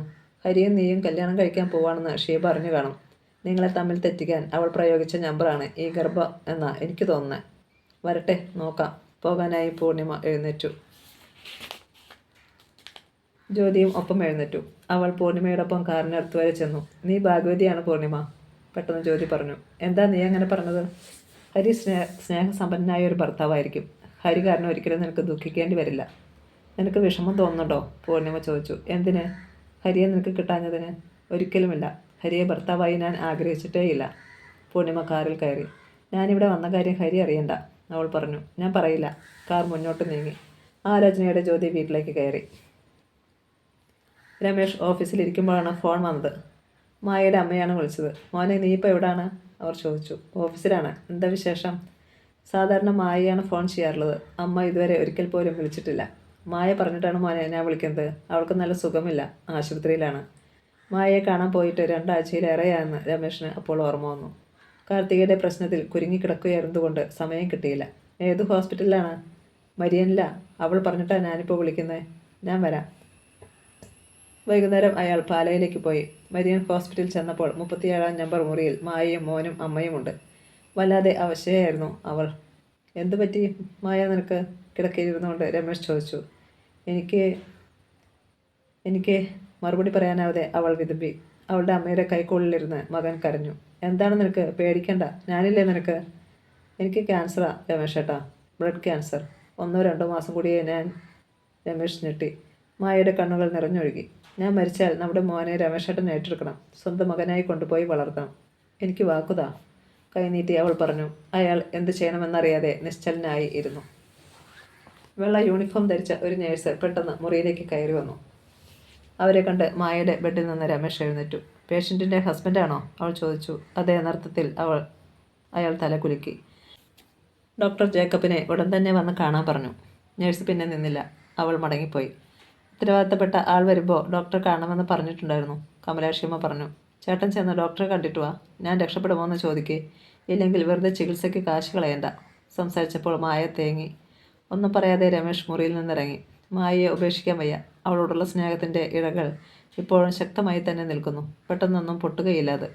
ആദ്യമായി ജോലി കിട്ടിയ ഓഫീസിലെ വാച്ചർ ചെല്ലപ്പൻ പിള്ളയുടെ മകളാണ് മായ. അന്ന് അവൾ അതിസുന്ദരിയായ പെൺകുട്ടിയായിരുന്നു. രോഗം കാരണം ഇപ്പോൾ ആ സൗന്ദര്യത്തിന് ഇത്തിരി മങ്ങലേറ്റിട്ടുണ്ടെന്നേ ഉള്ളൂ. ചെല്ലപ്പൻ പിള്ള മരിക്കുമ്പോൾ മായ ഗർഭിണിയായിരുന്നു. മരണക്കിടക്കയിൽ വെച്ച് അയാൾക്ക് ഒരപേക്ഷയേ ഉണ്ടായിരുന്നുള്ളൂ. എൻ്റെ മോളെ സാർ വഴിയാധാരമാക്കരുത്. അവളുടെ കഴുത്തിൽ ഒരു താലി കെട്ടണം. അന്ന് തന്നെ അവളുടെ കഴുത്തിൽ താലി കെട്ടി. പിറ്റേന്ന് ചെല്ലപ്പൻ പിള്ള മരിച്ചു. അയാൾ മരിച്ചതിന് പകരമുള്ള ജോലി മായയുടെ മൂത്ത ആങ്ങള ശശിധരനാണ് കിട്ടിയത്. ശശിധരന് അന്ന് ഒരു സ്റ്റേഷനറി കടയുണ്ട്. അതിൽ നിന്നുള്ള വരുമാനം കൊണ്ട് സുഖമായി ജീവിച്ചു പോകാമായിരുന്നു. അത് കാരണം ചെല്ലപ്പൻ പിള്ളയ്ക്ക് പകരമുള്ള ജോലി മായയ്ക്ക് കിട്ടാൻ വേണ്ടി രമേശ് ഒരു ശ്രമം നടത്തി നോക്കിയതാണ്. പക്ഷേ ശശിധരന് അത് ഇഷ്ടപ്പെട്ടില്ല. അതിൻ്റെ പേരിൽ രണ്ടുപേരും ശത്രുക്കളാണിപ്പോൾ. ആങ്ങളയുടെ സഹായം അതുകൊണ്ട് മായയ്ക്ക് കിട്ടാൻ സാധ്യതയില്ല. ഡോക്ടർ ജേക്കബിനെ കാണാൻ രമേശ് ചെന്നു. വെളുത്തു മെലിഞ്ഞ ഒരു മധ്യവയസ്കനായിരുന്നു ഡോക്ടർ ജേക്കബ്. മായയുടെ ഹസ്ബൻഡാണ് അല്ലേ? അദ്ദേഹം ചോദിച്ചു. അതെ, ഇരിക്കൂ. എതിരെയുള്ള കസേരയിൽ രമേശ് ഇരുന്നു. അക്യൂട്ട് ലുക്യൂമിയ പേഷ്യൻ്റാണ് മായ. രോഗം കണ്ടുപിടിക്കാൻ ഇത്തിരി വൈകി. രക്ഷപ്പെടുത്താൻ പറ്റിയ സ്റ്റേജ് കഴിഞ്ഞു, ഡോക്ടർ പറഞ്ഞു. മരണം മായയുടെ തൊട്ടടുത്ത് എത്തിക്കഴിഞ്ഞെന്ന് രമേശിന് മനസ്സിലായി. ഇനി നമുക്ക് ചെയ്യാനുള്ളത് ബ്ലഡ് ട്രാൻസ്ഫ്യൂഷൻ മാത്രമാണ്. അല്ലാതെ മരുന്നുകൾ കൊണ്ടൊന്നും ഇനിയൊരു ഫലവും ചെയ്യുകയില്ല. ഏറിയാൽ 1 മാസം, അല്ലെങ്കിൽ 2. ട്രാൻസ്ഫ്യൂഷൻ നടത്തിയാൽ കുറേ മാസങ്ങൾ കൂടി ജീവിച്ചിരുന്നേക്കാം. ആലോചിച്ച് തീരുമാനിക്കുക. രമേശ് മെല്ലെ ഡോക്ടറുടെ മുറിയിൽ നിന്നിറങ്ങി. രക്തം മാറ്റിയാലും അവൾ ജീവിച്ചിരിക്കുകയില്ലെങ്കിൽ പിന്നെ എന്തിനാണ് വെറുതെ പണം ചെലവാക്കുന്നത്? പണത്തിന് ബുദ്ധിമുട്ടുള്ള സമയമാണിപ്പോൾ. അയാൾ മായയുടെ അടുത്തേക്ക് ചെന്നു. ഡോക്ടർ എന്ത് പറഞ്ഞു? ഉത്കണ്ഠയോടെ അവൾ ചോദിച്ചു. പേടിക്കാനൊന്നുമില്ല. പുതിയ ഒരു തരം മരുന്ന് അമേരിക്കയിൽ ഇറങ്ങിയിട്ടുണ്ട്. ഇഞ്ചക്ഷനാണ്. 10 എണ്ണം എടുത്താൽ നിന്റെ അസുഖം കംപ്ലീറ്റ് ആയിട്ട് മാറും. അമേരിക്കയിൽ നിന്ന് മരുന്ന് വരുത്താൻ ഒരുപാട് കാശാവത്തില്ലേ? ആവട്ടെ, അതിനെന്താ? എനിക്കുള്ളതൊക്കെ വിറ്റാലും നിന്നെ ഞാൻ രക്ഷപ്പെടുത്തും മോളെ. അത് കേട്ട് കമലാക്ഷിയമ്മയുടെ കണ്ണുകൾ നിറഞ്ഞു. മോനെവിടെ? രമേശ് ചോദിച്ചു. തെക്കേ വീട്ടിലെ വനജ വന്നിട്ടുണ്ടായിരുന്നു. മോനെ അവൾ എടുത്തുകൊണ്ട് പോയി. വൈകിട്ട് കൊണ്ടുവരും. കുളിപ്പിച്ച് ഉടുപ്പ് മാറ്റാൻ ഞാൻ കൊടുത്തു വിട്ടതാ. ശശിധരൻ അറിഞ്ഞോ നീ ഹോസ്പിറ്റലിലാണെന്ന്? അമ്മ വിളിച്ച് പറഞ്ഞു. അമ്മ കുറെ ചീത്ത കേട്ടത് മാത്രം മിച്ചം. കമലാക്ഷിയമ്മ ഒരു കടലാസ് എടുത്ത് രമേശിന് കൊടുത്തു. ആ നേഴ്സ് പെണ്ണ് കുറച്ച് മുമ്പേ കൊണ്ടുവന്ന് തന്നതാ. ഇന്ന് തന്നെ കാശടയ്ക്കണമെന്ന് പറഞ്ഞു. രമേശ് അത് വാങ്ങി നോക്കി. 3 ദിവസത്തെ മുറി വാടകയും ടെസ്റ്റുകളുടെ ചാർജും മരുന്നുകളുടെ വിലയും ചേർത്തുള്ള ബില്ലായിരുന്നു അത്. 7300 രൂപ. അയാളുടെ കയ്യിൽ അതിൻ്റെ പകുതി പണം പോലും ഉണ്ടായിരുന്നില്ല. കാറെടുത്ത് അയാൾ ടൗണിലേക്ക് പോയി. ATM നിന്ന് 10000 രൂപ എടുത്തുകൊണ്ടാണ് മടങ്ങിയത്. കൗണ്ടറിൽ ബിൽ തുക അടച്ചിട്ട് 5000 രൂപ അയാൾ കമലാക്ഷിയമ്മയെ ഏൽപ്പിച്ചു. ഇതിരിക്കട്ടെ, ചിലപ്പോൾ നാളെ എനിക്ക് വരാൻ പറ്റത്തില്ല. രമേശേട്ട പോവാണോ? സങ്കടത്തോടെ മായ ചോദിച്ചു. പോയിട്ട് വരാം. എനിക്ക് വേറെ പല കാര്യങ്ങളും ചെയ്യാനുണ്ട്. എൻ്റെ അടുത്ത് 2 ദിവസമെങ്കിലും ഇരുന്നുകൂടെ? ഇനി എത്ര നാളാ? അവൾ കരഞ്ഞു. ലീവ് എടുത്ത് മറ്റന്നാൾ ഞാൻ വരാം. ഇപ്പോൾ എനിക്ക് പോകാതെ പറ്റത്തില്ല മായേ. അവളുടെ ശോഷിച്ച കൈപിടിച്ച് ഒന്നമർത്തിയിട്ട് രമേശ് മുറിയിൽ നിന്നിറങ്ങി. അയാൾ നേരെ ഡ്യൂട്ടി നേഴ്സിൻ്റെ മുറിയിലേക്കാണ് ചെന്നത്. സുന്ദരിയായ ഒരു ചെറുപ്പക്കാരിയായിരുന്നു നേഴ്സ്. സിസ്റ്ററെ, ഞാൻ 37 നമ്പർ മുറിയിലെ മായയുടെ ഹസ്ബൻഡാ. അമേരിക്കയിൽ നിന്ന് ഒരു ഇഞ്ചക്ഷൻ വരുത്തുന്നുണ്ടെന്ന് പറഞ്ഞ് ഞാൻ അവളെ സമാധാനിപ്പിച്ചിട്ടുണ്ട്. മറ്റന്നാൾ മുതൽ നിങ്ങൾ കൊടുക്കുന്ന ഇഞ്ചക്ഷൻ അതാണെന്ന് പറയണം. കള്ളം പറയുന്നത് ശരിയാണോ സാറേ? അവൾ മടിച്ചു. ഒരാളിന് മനസ്സമാധാനം കിട്ടുമെങ്കിൽ ചെറിയ ഒരു കള്ളം പറയുന്നതിൽ എന്താണ് സിസ്റ്റർ തെറ്റ്? അതും ശരിയാണ്. സിസ്റ്ററിൻ്റെ പേരെന്താണ്? ശലോമി. മറ്റന്നാൾ വരുമ്പോൾ ഞാൻ സിസ്റ്ററെ കണ്ടോളാം. Thank you sister. മറ്റന്നാൾ ഞാൻ കാണത്തില്ല. അന്ന് എൻ്റെ ഓഫ് ഡേ ആണ്. എങ്കിൽ അതിൻ്റെ അടുത്ത ദിവസം. സിസ്റ്ററോട് സംസാരിക്കുമ്പോൾ തന്നെ മനസ്സിന് ഒരു ആശ്വാസം കിട്ടുന്നുണ്ട്. രമേശ് കാറിനടുത്തേക്ക് നടന്നു. ശലോമി, നല്ല പേര്, അയാൾ മനസ്സിൽ പറഞ്ഞു. ഇതങ്ങനെ വിട്ടാൽ പറ്റത്തില്ല. അവളോട് ചോദിച്ചിട്ട് തന്നെ കാര്യം. സത്യൻ ചാടി എഴുന്നേറ്റു. അവൾ എന്തെങ്കിലും ചെയ്യട്ടെ, എനിക്കൊന്നുമില്ല. നീയൊന്ന് അടങ്ങ് സത്യ. ഹരികൃഷ്ണൻ അവനെ സമാധാനിപ്പിക്കാൻ ശ്രമിച്ചു. അല്ല ഹരി, എന്തിനും ഒരു പരിധിയുണ്ട്. ഇത് പരിധിവിട്ട കളിയാണ് അവൾ കളിച്ചിരിക്കുന്നത്. അവൾ ഗർഭിണിയാണെന്നും അതിന് നീ ഉത്തരവാദിയാണെന്നും കുറച്ച് പേരെങ്കിലും അത് വിശ്വസിക്കും, അഭിഷേക് പറഞ്ഞു. സത്യൻ്റെ ലോഡ്ജ് മുറിയിലായിരുന്നു 3 പേരും. പെമ്പിളർക്ക് ഇത്ര ചങ്കൂറ്റമൊന്നും പാടില്ല. ഗർഭമില്ലാതെ ഗർഭിണിയാണെന്ന് പറഞ്ഞു നടക്കുക. അത് തെളിയിക്കാൻ വ്യാജ ലബോറട്ടറി റിപ്പോർട്ട് ഉണ്ടാക്കുക. നല്ല ചുട്ട അടിയാണ് കൊടുക്കേണ്ടത്, സത്യം പറഞ്ഞു. ഇത് വ്യാജ റിപ്പോർട്ടല്ലടാ. ചമ്പശ്ശേരി ഹോസ്പിറ്റലിൻ്റെ ലാബിൽ തന്നെയാണ് പരിശോധന നടത്തിയത്. ലാബറട്ടറി റിപ്പോർട്ട് പോക്കറ്റിൽ നിന്നെടുത്ത് അവൻ സത്യന് കൊടുത്തു. പൂർണിമയിൽ നിന്ന് അവൻ വാങ്ങിയതായിരുന്നു അത്. റിപ്പോർട്ട് കണ്ട അഭിഷേകും സത്യനും ഞെട്ടി. ചിലപ്പോൾ അവൾ പ്രഗ്നൻ്റ് ആയിരിക്കാമടാ. അവളല്ലേ പെണ്ണ്, അഭിഷേക് പറഞ്ഞു. ഗർഭിണി അല്ലെങ്കിൽ അവളെ ഞാൻ ശരിക്കൊന്ന് നാറ്റിക്കും, വീറോടെ സത്യം പറഞ്ഞു. ഗർഭിണിയാണെങ്കിലും അവൾ നാറുമല്ലോ. കോളേജിൽ പിന്നെ അവൾക്ക് തലയുയർത്തി നടക്കാൻ പറ്റുമോ? അഭിഷേക് ചോദിച്ചു. സബിതയല്ലേ അവളുടെ ക്ലോസ് ഫ്രണ്ട്. അവളെ പിടിച്ചാൽ സത്യം ചോർത്തിയെടുക്കാൻ പറ്റും, ഹരികൃഷ്ണൻ പറഞ്ഞു. നീ തന്നെ അവളോട് സംസാരിക്കേ. അവൾക്ക് നെഞ്ഞിലൊരു കണ്ണുണ്ടല്ലോ, അഭിഷേകിനോട് സത്യം പറഞ്ഞു. അവർ കോളേജിൽ പോകാനിറങ്ങി. ക്ലാസ്സിൽ ചെന്നപ്പോൾ ഷീബയും സബിതയും മല്ലികയും എത്തിയിട്ടുണ്ടായിരുന്നു. ഹരികൃഷ്ണൻ്റെ കണ്ണുകൾ ജ്യോതിക്ക് വേണ്ടി തെരഞ്ഞു. അവളെ കണ്ടില്ല. ഷീബ ഇടം കണ്ടിട്ട് ഹരികൃഷ്ണനെ ഒന്ന് നോക്കി. ക്ലാസ് നടക്കാറായപ്പോഴേക്ക് ജ്യോതി ഓടിക്കതച്ചെത്തി. കയ്യിൽ കിട്ടിയ സാരി വാരി വലിച്ചെടുത്താണ് അവൾ വന്നത്. പൊട്ടു തൊട്ടിരുന്നില്ല. ഒരുക്കങ്ങൾ ഒന്നുമില്ലായിരുന്നു. അവളെ കണ്ടപ്പോൾ ഹരികൃഷ്ണൻ്റെ മനസ്സ് നൊന്തു. എത്ര സുന്ദരിയായ പെൺകുട്ടിയായിരുന്നു ജ്യോതി. ഇപ്പോൾ ആ സൗന്ദര്യത്തിൻ്റെ നിഴൽ മാത്രമേ ഉള്ളൂ അവളിൽ. എല്ലാത്തിനും കാരണക്കാരൻ താൻ ഒരുത്തനാണ്. ക്ലാസ് തുടങ്ങിയപ്പോൾ അവൻ അതിൽ മാത്രം ശ്രദ്ധിക്കാൻ ശ്രമിച്ചു. ഇൻ്റർവെല്ലിന് ബെല്ലടിച്ചപ്പോൾ മൊബൈൽ എടുത്തുകൊണ്ട് ഷീബ തിടുക്കത്തിൽ പുറത്തേക്ക് ഇറങ്ങിപ്പോയി. അഭിഷേകിനെ സത്യനൊന്ന് നോക്കി. അതുകൊണ്ട് അഭിഷേക് മെല്ലെ എഴുന്നേറ്റ് സബിതയുടെ അടുത്തേക്ക് ചെന്നു. സബിത പുറത്തേക്കൊന്ന് വരാമോ? അവൻ ചോദിച്ചു. പുഞ്ചിരിയോടെ അവൾ എഴുന്നേറ്റു. എന്താ അഭി? അവൻ്റെ ഒപ്പം നടക്കുമ്പോൾ അവൾ ചോദിച്ചു. ഈ ആഴ്ച കൂടിയല്ലേ ക്ലാസ്സുള്ളൂ? അതോർക്കുമ്പോൾ മനസ്സിലൊരു വിഷമം. കോളേജ് വിട്ടാൽ പിന്നെ നമ്മൾ എന്തെങ്കിലും കാണുമോ? അവൻ ദുഃഖം ഭാവിച്ച് പറഞ്ഞു. അവർ ക്ലാസ്സിന് വെളിയിലെത്തി. ശരിയാ, ഞാനും അതേക്കുറിച്ച് ഓർക്കാറുണ്ട്. എന്ത് രസമായിരുന്നു 2 കൊല്ലത്തോളം ഇവിടുത്തെ ജീവിതം. എല്ലാം തീരാൻ പോവല്ലേ? അവളും പറഞ്ഞു. പലരും പലതും ആഗ്രഹിച്ചു, പക്ഷേ ഒന്നും കിട്ടിയില്ല. ജ്യോതിയെ ഹരിക്ക് കിട്ടിയില്ല, ഹരിയെ ഷീബയ്ക്കും കിട്ടിയില്ല. പക്ഷേ അവളെ എങ്ങനെ പ്രഗ്നൻ്റായി? അതാണ് എനിക്ക് അത്ഭുതം. ഹരി പറയുന്നത് അവളുടെ വിരൽ പോലും തൊട്ടിട്ടില്ലെന്നാണ്. സബിത പൊട്ടിച്ചിരിച്ചു. അത് അവൾ വെറുതെ ഒരു നമ്പർ ഇറക്കിയതല്ലേ. അവൻ്റെ ഹോസ്പിറ്റലിലെ പൂർണിമ ഡോക്ടറെ അവൻ കല്യാണം കഴിക്കാൻ പോകണമെന്ന് അറിഞ്ഞപ്പോൾ അത് തടയാൻ വേണ്ടി. അഭിഷേക് ആശ്ചര്യഭാവത്തിൽ അവളെ നോക്കി. പക്ഷേ ലാബറട്ടറി ടെസ്റ്റിൽ അവൾ ഗർഭിണിയാണെന്നാണല്ലോ തെളിഞ്ഞിരിക്കുന്നത്. അതിൻ്റെ കുട്ടൻസ് അഭിക്ക് മനസ്സിലായില്ലേ? ടെസ്റ്റ് ചെയ്യാൻ യൂറിൻ വേണമെന്ന് അവൾക്കറിയാമായിരുന്നു. ഞങ്ങളുടെ ഹോസ്റ്റലിൽ മാരേജ് കഴിഞ്ഞ ഒരു ചേച്ചിയുണ്ട്. അവർ പ്രഗ്നൻ്റാ. ആ ചേച്ചിയുടെ യൂറിനുമായിട്ടാണ് അവൾ പൂർണിമ ഡോക്ടറെ കാണാൻ പോയത്. ഭയങ്കര ബുദ്ധി തന്നെ, ഞെട്ടലോടെ അവൻ പറഞ്ഞു. ഹരിയും പൂർണിമയും തമ്മിൽ കല്യാണം കഴിക്കുമോ അഭി? സബിത ചോദിച്ചു. സാധ്യതയില്ല. പൂർണിമ അവനെ തെറ്റിദ്ധരിച്ചിരിക്കുകയാണ്. ഇത്രയും ആയ സ്ഥിതിക്ക് ഷീബയെ കെട്ടിക്കൂടെ ഹരിക്കേ? ഞാൻ പറഞ്ഞു നോക്കാം. എനിക്ക് അഭിയോട് ഒരുപാട് കാര്യങ്ങൾ സംസാരിക്കാനുണ്ട്. എപ്പോഴും സൗകര്യം? വൈകുന്നേരം ഹോസ്റ്റലിലേക്ക് വന്നാലും മതി. അല്ലെങ്കിൽ അഭി പറയുന്നിടത്ത് ഞാൻ വരാം. ആലോചിച്ച് നോക്കട്ടെ. പറ്റിയൊരു സ്ഥലം കണ്ടുപിടിച്ചിട്ട് ഞാൻ പറയാം. ഹരിയുടെയും സത്യൻ്റെയും അടുത്തെത്താനായിരുന്നു അവന് ധൃതി. മറക്കല്ലേ? സബിത അപേക്ഷിച്ചു. ഇല്ലെന്നേ. സബിതയോടൊപ്പം തനിച്ച് കുറേ നേരം ഇരിക്കാൻ എനിക്കും ആഗ്രഹമുണ്ട്. അവൾ പ്രേമപൂർവ്വം അവനെ നോക്കി. അഭിഷേക് അപ്പോൾ തന്നെ ഹരിയുടെയും സത്യൻ്റെയും അടുത്തേക്ക് ചെന്നു. എടാ, ഷീബ പറ്റിച്ച പണി എന്താണെന്ന് മനസ്സിലായോ? സബിതയിൽ നിന്ന് അറിഞ്ഞ കാര്യങ്ങൾ അവൻ 2 പേരോടും പറഞ്ഞു. കുരുട്ടുബുദ്ധിക്ക് നോബൽ പ്രൈസ് ഉണ്ടെങ്കിൽ അത് അവൾക്ക് തന്നെ കിട്ടും, സത്യം പറഞ്ഞു. ഇതിന് അവളെ നമുക്ക് നാറ്റിക്കണമടാ. അവൾ നാളെ മുതൽ ഈ കോളേജിൽ കാല് കുത്തരുത്, അഭിഷേക് പറഞ്ഞു. വിട്ടേക്കടാ. ഞാൻ തെറ്റുകാരനല്ലെന്ന് എനിക്കും എൻ്റെ അമ്മയ്ക്കും അറിയാം. അത് മതി, ഹരികൃഷ്ണൻ പറഞ്ഞു. പക്ഷേ അഭിഷേകും സത്യനും അവളോട് ക്ഷമിക്കാൻ തയ്യാറായില്ല. വൈകുന്നേരം കോളേജ് വിട്ടപ്പോൾ 2 പേരും സത്യൻ്റെ ലോഡ്ജിൽ ഒത്തുകൂടി. പോക്കറ്റിൽ നിന്ന് സത്യൻ ആ ലാബറട്ടറി റിപ്പോർട്ട് എടുത്ത് മേശപ്പുറത്ത് നിവർത്തി വെച്ചു. എഴുത്, അവൻ പറഞ്ഞു. സ്കെച്ച് പെന്നെടുത്ത് ചുവന്ന മഷി കൊണ്ട് ആ കടലാസിൻ്റെ മുകൾ ഭാഗത്ത് അഭിഷേക് ഭംഗിയായി എഴുതി. ഒരു കോളേജ് കുമാരിയുടെ ഗർഭപരിശോധന റിപ്പോർട്ട്. റിപ്പോർട്ടിൽ ഷീബ ചെറിയാൻ 27 വയസ്സ് എന്ന് പ്രിന്റ് ചെയ്തിട്ടുണ്ടായിരുന്നു. അഭിഷേകിൻ്റെ ബൈക്കിൽ അവർ വീണ്ടും കോളേജിൽ ചെന്നു. അവരുടെ ക്ലാസ്സിൻ്റെ മുന്നിലെ ഭിത്തിയിൽ അവരത് ഒട്ടിച്ചു വെച്ചു. പിറ്റേന്ന് ജ്യോതി ക്ലാസ്സിലെത്തുമ്പോൾ ക്ലാസ് മുറിയുടെ മുമ്പിൽ കുട്ടികൾ കൂട്ടം കൂടി നിന്ന് കൂവുന്നുണ്ടായിരുന്നു. അവൾക്ക് കാര്യമൊന്നും മനസ്സിലായില്ല. ക്ലാസ്സിലേക്ക് കയറാൻ തുടങ്ങുമ്പോഴാണ് ഭിത്തിയിൽ ഒട്ടിച്ചിരിക്കുന്ന കടലാസ് അവൾ കണ്ടത്. എന്താണെന്നറിയാൻ അവൾ അവിടെ നിന്നുകൊണ്ട് അത് മുഴുവൻ വായിച്ചു. മുകളിൽ ചുവന്ന മഷി കൊണ്ട് എഴുതിയതിനു പുറമെ മറ്റാരുടെയോ കയ്യക്ഷരത്തിൽ ഏറ്റവും താഴെ പച്ചമഷി കൊണ്ട് ഒരു വരി കൂടി എഴുതി ചേർത്തിരുന്നു. ഉത്തരവാദി ഹരികൃഷ്ണൻ, 2ാം വർഷം MA. ക്ലാസ്സിൽ ആരോ ആർത്തലച്ച് ചിരിക്കുന്നത് അവൾ അപ്പോൾ കേട്ടു. അത് ഷീബ ചെറിയാനായിരുന്നു. രമേശ് അന്ന് വീട്ടിൽ വന്നപ്പോൾ സന്ധ്യ കഴിഞ്ഞിരുന്നു. മുറ്റത്ത് കെട്ടിയ അയയിൽ അയാളുടെ ഷർട്ടുകളും പാൻസും അലക്കി ഉണങ്ങാനിട്ടിരിക്കുന്നത് കണ്ടപ്പോൾ ജ്യോതി വന്നിട്ടുണ്ടെന്ന് അയാൾക്ക് മനസ്സിലായി. രമേശ് കയറി ചെന്നപ്പോൾ ഡ്രോയിങ് റൂമിൽ സുലോചനയും ശശാങ്കനും ഉണ്ടായിരുന്നു. ജ്യോതി വന്നിട്ടുണ്ടോ? അയാൾ ചോദിച്ചു. ഉച്ച കഴിഞ്ഞ് അവൾക്ക് ക്ലാസ്സിലായിരുന്നു. നേരെ ഇങ്ങോട്ടാണ് വന്നത്. വന്നപ്പോൾ മുതൽ പണിയായിരുന്നു. ഇപ്പം എന്താ തലവേദന എടുക്കുന്നെന്നും പറഞ്ഞ് കിടക്കുന്നു, സുലോചന പറഞ്ഞു. അയാൾ ബെഡ്റൂമിലേക്ക് ചെന്നു. കണ്ണുകൾ തുറന്നു കിടക്കുകയായിരുന്നു ജ്യോതി. എന്തു പറ്റി മോളെ? അയാൾ ചെന്ന് അവളുടെ അടുത്ത് കട്ടിലിരുന്നു. ഞാൻ ചായ ഉണ്ടാക്കാം.